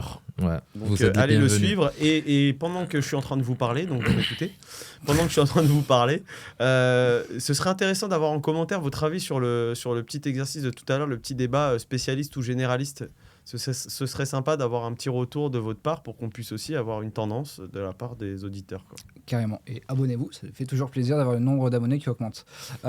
Moi, j'adore tout ce qui est système d'acquisition client. J'essaie beaucoup de l'étudier pour comprendre comment on arrive à avoir des clients et comment ils viennent chez nous. Donc, j'ai essayé d'étudier ça sur les différents business que j'ai. Je te donne des exemples, tu me dis ce que tu en penses et j'aimerais que tu réagisses dessus. Ok. Par exemple, sur le cabinet comptable, donc, nous, pour avoir des clients, on l'a dit, on fait beaucoup de vidéos sur YouTube parce que notre persona, il est sur YouTube. On fait aussi de l'influence marketing, donc on fait appel à des mecs qui sont bien connus dans le monde de l'e-commerce et ils recommandent notre cabinet. Donc ça, on se rend compte qu'effectivement, toutes les semaines, on a des gens qui, grâce à la recommandation, viennent chez nous. On a également fait de l'email marketing, donc on envoie des emails et, sur une base de données et ça nous permet aussi d'avoir des clients. Donc ça, c'était notre système d'acquisition client. Et donc, du SEO. Et du SEO, bien sûr, parce que c'est... Donc ça veut dire qu'on n'a pas du tout utilisé LinkedIn, Instagram ou les autres choses, mais on s'est concentré sur un système d'acquisition client. Sur la partie TVA, sur le cabinet fiscal, nous, on a fait vraiment que du SEO. C'est comme ça qu'on a 99% de nos clients. Avec l'accompagnement expertise comptable, on s'est dit comment faire pour avoir des clients. On s'est dit pour avoir des clients, il faut être sur LinkedIn. Donc on crée des posts sur LinkedIn, ça nous permet de convertir et d'avoir des clients directs grâce à LinkedIn. Donc en fonction des business qu'on a mis en place, on a adapté le système d'acquisition client. Est-ce que toi, tu penses que aujourd'hui, tu as LinkedIn, tu as le podcast, est-ce qu'il y a d'autres systèmes d'acquisition client qui seront peut-être plus performants, qui sont plus adaptés à toi? Est-ce que tu t'es intéressé à d'autres systèmes d'acquisition client ou pas? Alors, très bonne question. Moi, je te dirais, il y a 2 phases. La première phase, on revient au même sujet. Tu t'adresses qui? Même si ce n'est pas forcément une niche très pointue, mais déjà, c'est qui, tu veux qui demain? C'est-à-dire, demain, tu signes une lettre de mission, tu veux qui? Tu vois, ça, c'est la première chose. Et la deuxième chose, ça va permettre, en fait, de dresser j'aime bien ce mot, un cheminement qui dit que mes clients, je peux les avoir grâce au SEO, mes clients, je peux les avoir grâce à... Parce qu'aujourd'hui, toi, ce que tu as fait, la TVA, les gens, ils cherchent sur Internet.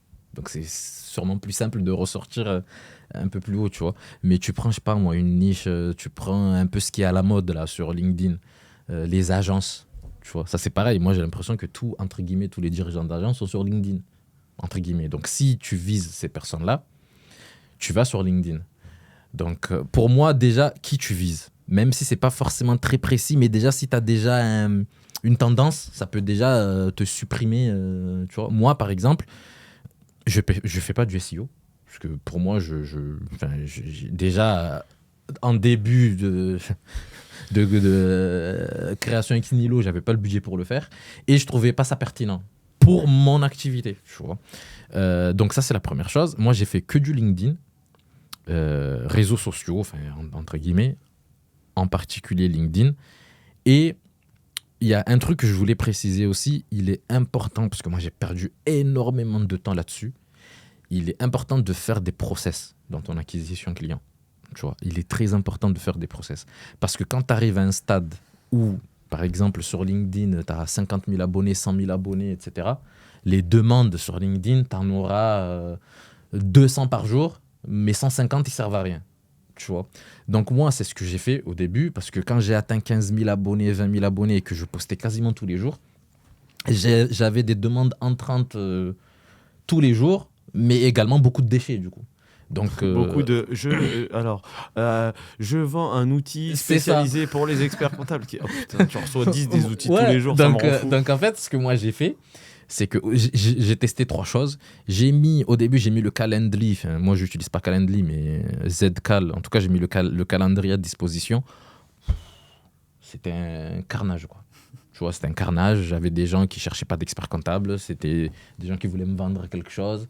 J'avais des entretiens où le candidat a décidé que tel jour, je vais passer un entretien avec toi. Parce que du coup, tu bloques une date. Moi, dans mon Calendly, j'ai mis un truc, c'est je souhaite devenir client. En gros, c'est je souhaite devenir client, tu cliques dessus et après, tu as accès à mon calendrier. Et une fois, j'ai Ouais, mais il y en a qui peuvent une fois, j'ai cliquer. un mec qui a cliqué là-dessus, qui a pris rendez-vous avec moi. Je suis arrivé, tac, et le mec, il me dit voilà, je voulais vous proposer mon outil, etc. J'ai quitté. Ouais, voilà. Je lui ai dit Donc- bah, je suis désolé, mais ça m'intéresse pas. Donc, Mon du coup, calendrier moi- n'est pas fait pour ça. J'ai fermé et puis basta, tu vois. Donc moi, ce que Mais j'ai c'est vrai fait, que c'est chiant. c'est ça. Ce que j'ai fait, c'est que du coup, j'ai enlevé le Calendly à disposition. J'ai mis un questionnaire, un petit questionnaire de 7-8 questions. C'est quoi ton activité? C'est quoi ton chiffre? Enfin voilà. Au moins, ça permet un peu de machin. Et après, en fait, j'ai beaucoup moins de déchets que ça. Parce qu'en fait, tu as des gens, même pour remplir des questions, ils ont la flemme, quoi. Et après, j'avais tenté aussi quelque chose qui avait plutôt bien marché. J'avais mis des rendez-vous payants. Des rendez-vous prospects payants, mais je disais bien à la fin que si ça aboutit sur une lettre de mission, Si t'es remboursé ou ouais, si t'as on plus, fait un petit geste. Moi, un petit j'aime bien avoir, le quoi. côté formulaire pour préqualifier. Ouais. C'est pas mal. Et puis après, il y a Jean-Briac Coadou, c'est pas du tout un expert comptable, c'est un mec qui est expert sur LinkedIn et il est passé de 0 à 96 000 abonnés. Tu sais, je t'en ai parlé, il est passé de 0 à 96 000 abonnés en un an. C'est un expert IA LinkedIn. Ouais. Il est vraiment très très bon. Et en fait, lui, il m'expliquait que selon lui, alors après, ça dépend encore une fois de ta cible, etc. Mais Mais ta niche. selon lui, tu vois là où tu mets le petit lien de ton Calendly dans Ouais. ta bio, bah, en fait, lui, il dit de mettre une ressource téléchargeable. Mm. Tu vois, en mode, je sais pas, je dis une connerie, hein, les 5 Et- astuces pour payer moins d'impôts. Un qui- e-book, qui, je sais pas quoi. qui là. correspond du coup qui répond au point de douleur de ta niche et du coup quand ils vont aller télécharger cette ressource, bah, ils vont te laisser mail, les numéro de coordonnées, téléphone, et tu etc. essaies de les Et puis contacter, après ouais. tu vas faire du voilà. Ouais, moi je pense que pour moi c'est game changer, quoi. Surtout, alors attention, parce que tout est relatif avec les impressions, avec ce que tu as sur LinkedIn, tu vois. Moi par exemple, quand j'avais 1000 abonnés sur LinkedIn, désolé du terme, j'en avais rien à foutre de mettre mon calendrier, il n'y a personne qui le prenait.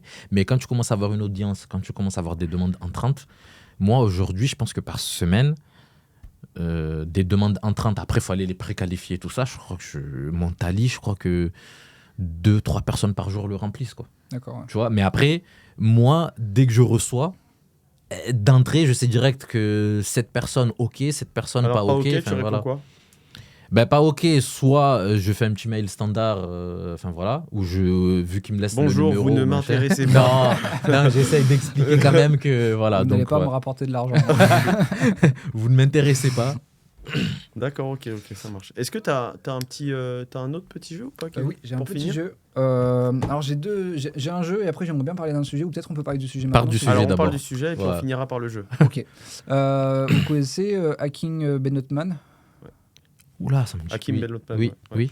Il a fait un podcast il n'y a pas longtemps, il est passé aussi dans Sans Permission, où il expliquait qu'on pouvait faire des sessions de parts sociales sans passer devant le notaire et que du coup on pouvait voler des entreprises et essayer des immeubles très très facilement en faisant simplement une usurpation d'identité. Tu fais une AG, tu l'envoies au greffe et du coup après tu as un cabis à ton nom et tu peux aller à la banque, récupérer la trésorerie, etc. J'aimerais avoir votre avis, vous êtes deux experts comptables, j'aimerais avoir votre avis là-dessus. Quel avis tu veux? Est-ce que c'est bien, pas bien, ou est-ce que c'est faisable? Alors, pas déjà, faisable Est-ce que c'est faisable moral, pas moral? Alors oui, moi je trouve ça excellent. Je trouve ça excellent. Est-ce que c'est vraiment- faisable? Est-ce que ce qu'il dit c'est la vérité? Et ouais. Alors, moi, j'ai deux lectures là-dessus. Après, je laisse Jonathan se prononcer. Faisable, pour moi, oui. Pour moi, oui. Parce qu'aujourd'hui, quand on voit... désolé, mais des fois, tu tombes sur des profils, sur les administrations, je parle, au greffe, aux impôts, etc. Tu as des profils qui sont très, très compétents, mais des fois, tu peux tomber sur des profils... voilà. Et du coup, je pense que si tu tombes sur une personne qui ne regarde pas les bonnes infos, qui ne fait pas attention, qui ne... machin, je pense que tu peux vite... je Alors, pense une fausse signature, ça se fait facilement. Enfin, je De pense toute que c'est façon, faisable. Oui, Voilà. mais en fait, après coup, Voilà. forcément, Bah, tu prends, tu fais un recours et la réalité, c'est que ça va aller assez vite à démontrer. Parce que par exemple, si tu passes par de la signature électronique, quoi qu'il arrive, tu vois, tu as un process d'identification. Donc on sait qui a fait la signature électronique, tu vois. Donc je pense, sauf erreur, vous me dites en commentaire si je me trompe, mais je pense que du coup c'est très vite repérable. Et puis là, il y a un nouveau truc qui rentre en place à partir de cette année, c'est que en fait, quand tu vas faire une formalité, quelle que soit la formalité, il faut obligatoirement mettre à jour le registre des bénéficiaires effectifs. Ah oui, et ça, c'est quelle que soit la formalité. Que tu fais. Et surtout, là maintenant, il y a une nouvelle procédure avec l'INPI. Et en fait, ce qui se passe, c'est que, parce que nous, on est touchés parce que, en fait, à chaque fois qu'on va faire une formalité, soit on paye 30 € en plus. Et en gros, il y a une vérification qui est faite dans les informations qui sont transmises. Et c'est concordant. Et dans ce cas-là, il n'y a pas de souci, ça prend 14 jours, je crois, de vérification. Et dans ce cas-là, après, le dossier il est validé. Soit tu payes pas ces 30 € pour avoir une validation, mais s'il y a un problème, en fait, derrière, on peut te refaire faire la formalité, ça reprend 14 jours. Tu vois, donc tu as des nouvelles procédures qui font que, en principe, les informations, elles sont censées se concorder. Alors, j'ai vu passer ça la semaine dernière. Je ne sais pas comment ça va se matérialiser. Nous, justement, sur nos honoraires, on est obligé de rajouter 60 € parce que si jamais, en tout cas sur les frais de procédure, donc c'est même pas pour nous, hein, c'est vraiment pour les verser au greffe, mais donc ça va rallonger un petit peu les formalités et il y aura des contrôles en plus. Donc, je ne sais pas si ça va répondre à cette problématique-là, mais en tout cas, pour répondre à ta question, oui, je pense que c'est faisable. Mais par contre, moi, c'est quoi l'intérêt, quoi, demain, tu signes à ma place une cession de part et tu deviens propriétaire d'une de mes boîtes et je vais m'en rendre compte de toute façon, quoi qu'il arrive. Donc le jour où je vais m'en rendre compte, je vais lancer une procédure et puis en fait, on va très bien voir que c'est pas ma signature, que c'est pas ma signature électronique ou que c'est pas ma signature manuscrite. Enfin, j'arrive pas bien à voir. Mais après. Enfin, j'aime beaucoup ce gars, mais souvent, il raconte un peu des conneries, tu vois. Et du coup, c'est comme la fois où il avait dit que au lieu de prendre un expert comptable, ça coûte cher. Et il avait dit, ou d'embaucher un comptable, il avait dit, faut prendre des freelances en compta. Ouais. Juste des freelances, et après tu prends un expert comptable qui fait la révision, ce qui est de l'exercice illégal. Et en fait, tout le monde lui disait dans les commentaires, et son équipe, parce que c'est pas lui qui répond, son équipe répondait oui, vous ferez mieux de vous informer parce que on a raison, etc. Donc en vrai, ce qu'il raconte, parfois c'est un peu des conneries. Oui, c'est faisable sur le papier. Bon, c'est pas aussi simple qu'il le dit, mais je pense que oui, sur un coup de chance, tu peux y passer. Mais oui, ça se rend vite compte. En plus, aujourd'hui, là, comment il s'appelle le site où tu peux télécharger les cabis là, gratuitement? Monidenum, un truc comme ça. Ah, je sais pas, moi je sais pas. Ouais, t'as un site. Fois, ouais, mais sur Papers, mais t'as un site. Je lui fais la pub. Je lui passe bonjour. Ouais, avant, t'étais obligé de payer les 3 balles à chaque fois. Ça, ben, en fait, abusé, mais maintenant, t'as un site. Oui, c'est pas un extrait Papers, c'est vraiment le cabis. T'as un site. Et du coup, quand ça se modifie. Non, mais c'est que si tu es. Dirigeant direct. Exactement. Et donc, quand c'est ta holding, tu payes quand même. Donc, tu sais que j'ai la problématique là, parce que c'est pour ça que je t'ai répondu à la seconde. J'ai un client qui a du coup. Non, justement, en fait, il m'a posé la question la dernière fois. Je savais pas quoi lui répondre. Parce qu'en fait, il avait créé cette société d'exploitation. Ça a explosé. Je lui ai fait monter une holding, etc. Sauf que maintenant, il a accès uniquement au cabis de la holding. Mais il n'a pas accès au cabis du truc. Okay. Donc en fait, je lui ai dit, écoute, franchement, là, tu me poses une colle, il faudrait que je contacte Monidenum pour dire, attends, est-ce que si on arrive à leur prouver que tu es 100%, Parce que c'est vrai que des fois, il y a des organismes qui te disent Paper, c'est bon, et des fois, ils te disent non, c'est pas... Ouais, donc, ouais, ça dépend. Moi, je commence toujours par Papers. Et puis après, là, tu as des infos, mais tu as des fournisseurs qui sont très, très... Parce que franchement, donc, j'ai réfléchi à son truc-là. Je me suis dit, comment ça se passe une session de part. Donc là, on l'a fait tous les deux, là. Moi, j'avais une boîte, j'ai cédé une partie à Joe. Donc... Il a fait les AG. Alors attention, je précise juste un truc, c'est que c'est différent si c'est une cession de part ou une cession d'action. Parce que ça dépend si c'est une SAS ou une SARL. Si on parle d'une SARL, c'est une cession de part, et du coup, t'as pas les mêmes actes. Tu vois que tu vas faire quand tu fais une cession de part, bah du coup, c'est un acte qui va être, tu vas l'enregistrer aux impôts, et puis après tu vas le déposer au greffe, et du coup il y a une mise à jour des statuts, etc. Alors que quand tu es en SAS et que tu vas juste faire un CERFA de cession d'action, tu vas l'enregistrer aux impôts, tu mets à jour la liste des souscripteurs, mais tu la gardes pour toi et tu n'enregistres rien au greffe. Donc c'est déjà très différent, tu vois. Ok, donc là on l'a fait en SAS. Voilà, donc c'était juste une cession d'action. Ouais. Voilà, exactement. Mais en soi, on a fait nous nos 3 papiers que tu as fait toi. Ouais. Tu m'as dit tu signes ici. Ouais. Tu as envoyé ça au greffe. Et on a reçu le cabis, c'était réglé. Ouais. Et tu t'es pas encore aperçu que j'ai pas mis les bons... En fait, j'ai 90%. J'ai pas mis les bons montants, quoi. Ouais. T'as pas vu encore. Ouais, non, mais en soi, tu aurais signé pour moi. Ouais, enfin, je comprends ce que tu veux dire. Bref, et c'est fini. Et moi, je m'en rends pas compte. C'est vrai que des fois... Comment tu peux t'en rendre compte? C'est vrai que c'est une bonne question. Comment tu peux t'en rendre compte? Quand c'est une SAS, du coup, comme en plus il n'y a rien qui est enregistré au greffe, c'est vrai que pour s'en rendre compte, c'est un peu compliqué.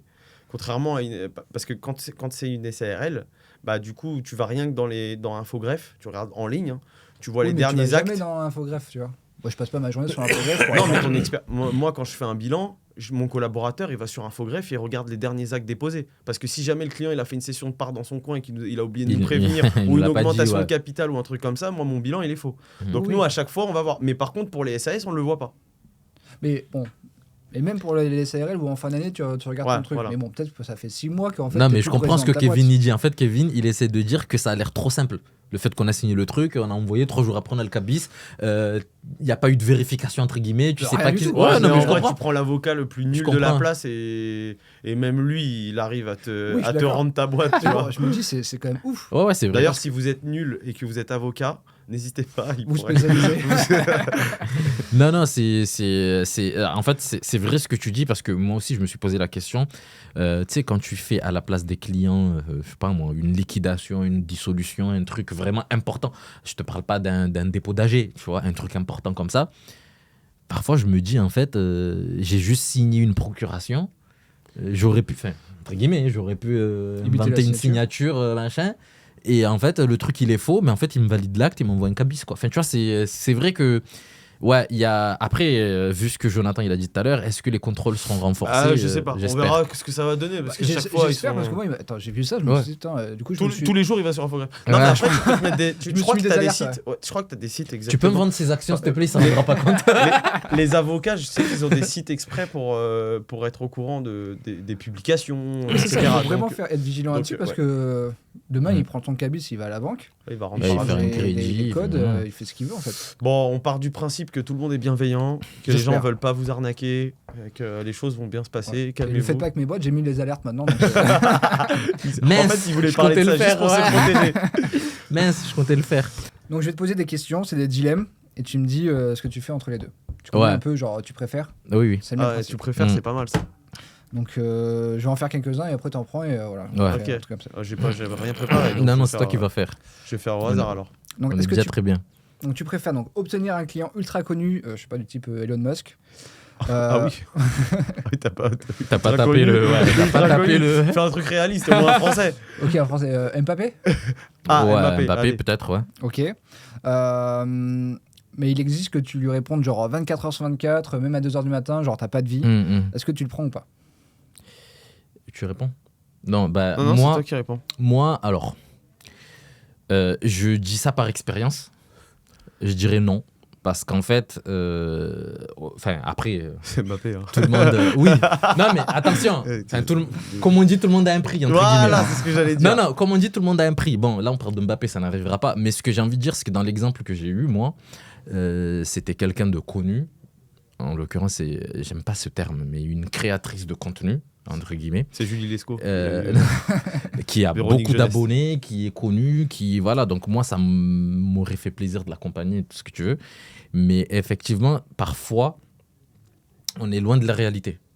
Tu vois, entre le personnage sur les réseaux public et la personne en privé, tu vois. Donc, je mets un joker en disant...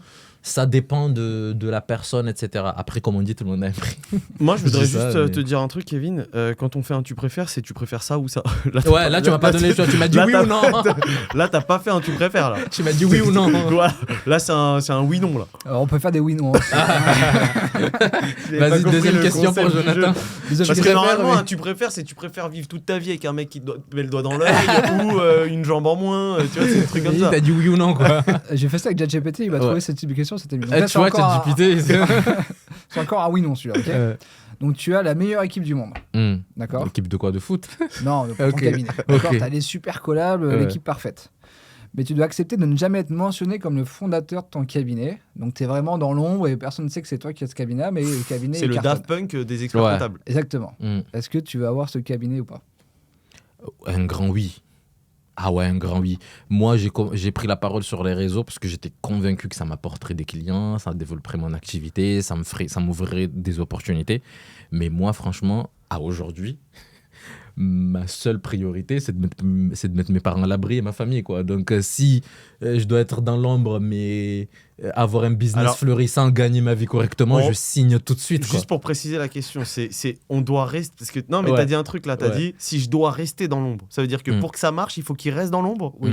Ok. Moi, oui. Ah, là, Oui. tu diras oui. Oui, oui, Parce un que grand si oui. la question c'est est-ce que t'aimerais rester dans l'ombre, ma réponse ce serait non. Mais si c'est est-ce que tu t'es obligé de rester dans l'ombre pour que ça fonctionne, bah tu diras oui. Moi, tu vois. oui. Parce qu'en fait, pareil, tu parlais, parce que comme je vous avais dit avant de commencer l'épisode, j'ai écouté l'épisode avec Nicolas sur le trajet. Quand Ouais, j'arrivais. allez voir hein, notre, Ouais. notre épisode Tu vois, je avec vous fais la pub, Nico hein. Piatkowski. Je lui fais la Il pub, va hein. s'afficher là. Non, je rigole, on sait pas le faire. Et tu avais pris un exemple en te disant, ouais, LinkedIn, du bullshit, machin. Je suis tombé sur un gars qui a dit, je fais 40 000 €, j'ai 22 ans, machin. J'ai enlevé. Moi, Ah oui.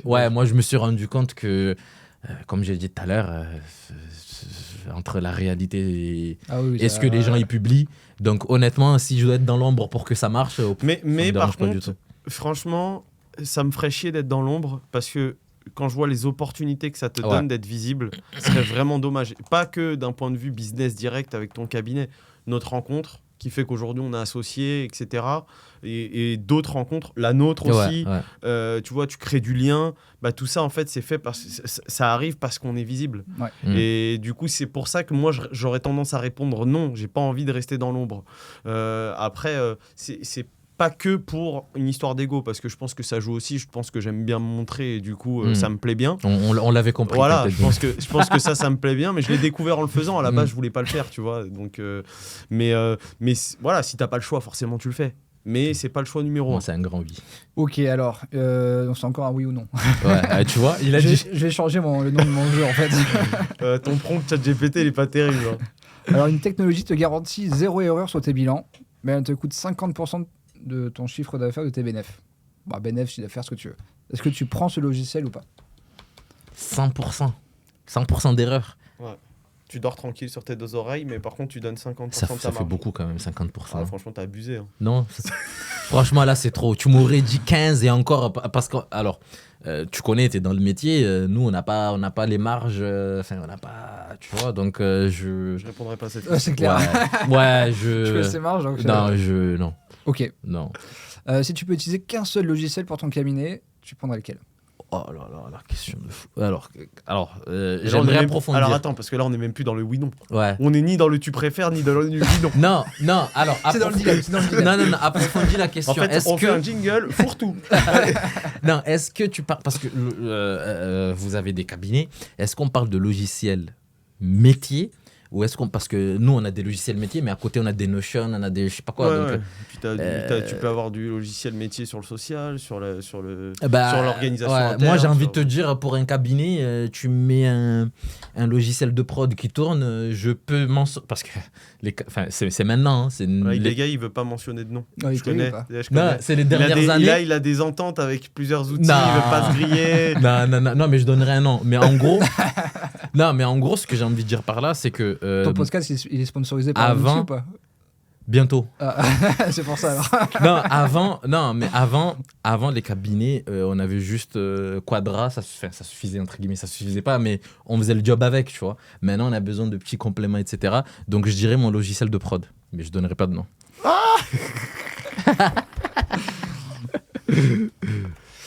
On te donne l'accès à une intelligence artificielle révolutionnaire, Ouais. mais elle te remplace sur toutes les tâches intéressantes. Est-ce que tu prends cette IA ou pas? Oh, c'est une super question, ça. Elle me remplace sur les tâches intéressantes. Ouais, Ouais. c'est-à-dire Donc ce toi, que tu- tu aimes faire, obligatoirement, elle le fait à ta place. Moins t'en fais, mieux c'est, non? J'ai envie de dire ça, mais bon, est-ce que. Mais après, t'as pas de vie, quoi. Moi j'ai envie. Enfin, tu vois, moi, je suis un. T'avais utilisé l'expression, je suis un faiseur, quoi. Moi, j'ai envie de. Tu vois, Putain, il a bien écouté mon podcast. hein, Ouais, ça j'ai fait envie de plaisir. vivre les choses, quoi, tu vois. J'ai envie. Mais d'ailleurs, c'est pour ça que j'avais répondu par rapport à la spécialisation ou machin. Moi, j'ai envie de vivre le chemin, quoi, tu vois. Donc, je sais pas. En fait, je suis un kiffeur, moi. Tu vois, genre. Ouais, moi, je répondrais non, en direct. Ouais. Sans aucune hésitation. Ouais, tu sais, on est Ouais, des. Regarde, on s'est appelé, on fait le podcast. Enfin, tu vois, on kiffe, quoi. On prend du bon temps, quoi. Donc, je sais pas. Je pense Pour moi, que je dirais non. tu vois, ça fait un peu Anthony Bourbon de dire un truc comme ça, mais quand tu kiffes ton taf, tu sens pas que tu travailles, tu vois. Ouais, Donc, je sais pas. Franchement, je dirais non. Ouais, je suis d'accord. Bien sûr que des fois, t'as des trucs qui te font chier, comme tout. Tu peux Ouais. pas avoir que des bons côtés, tu vois, c'est logique. Mais en vrai, te vois, je suis retirer content. justement ce que t'aimes, Ouais. c'est un peu l'essence même de... Du métier. Tu sais, De ce qu'on fait. en vrai, on va pas se mentir, on bosse 8-10 heures par jour. Si tu fais pas ce que t'aimes là-dedans, c'est compliqué, quoi. Tu vois, je suis très content d'être là, mais du coup, j'ai fait 2 heures de route. Les 2 heures de route, s'il y avait une IA qui aurait pu me les enlever, j'aurais dit oui. Mais le petit moment qu'on a passé ensemble, je dirais non, tu vois. Donc, Ouais, voilà, je c'est sais ça. pas, c'est. Non. Ok, bon voilà, c'était mon petit jeu. Vous l'avez bien aimé ou Super, pas? bah du coup, Ouais, il magnifique. est super, il a pas de nom. Il a pas de... Tu vois, il est pas spécialisé ton jeu, par contre. Hein. Ouais, tu Il est vois. très généraliste, ton jeu. Hein. Là, Kevin, tu donnes une très mauvaise image de la spécialisation. Kevin. Faut se spécialiser, mais voilà. Non, mais c'est cool. T'as passé un bon moment? Oui, magnifique. Ouais. Magnifique. Est-ce que t'as peut-être une question, une dernière question ou quelque chose, un J'ai- dernier sujet que tu veux aborder j'ai- en rapide? J'ai pas de questions. Ok, on te fait chier. Non, Ça marche. non, j'ai Problème. pas de questions. Je voulais juste dire que. Déjà, merci. Merci pour l'invitation. Et faites les choses, quoi, c'est tout. Alors, Faites les franchement, choses. merci à toi d'être venu. Merci là, à toi faire d'avoir- la Ouais. route. Faites les choses. Merci Faites les beaucoup, choses. beaucoup. N'oubliez pas de suivre Rabat sur LinkedIn, du coup, parce que si vous allez ailleurs, il ne publie plus rien.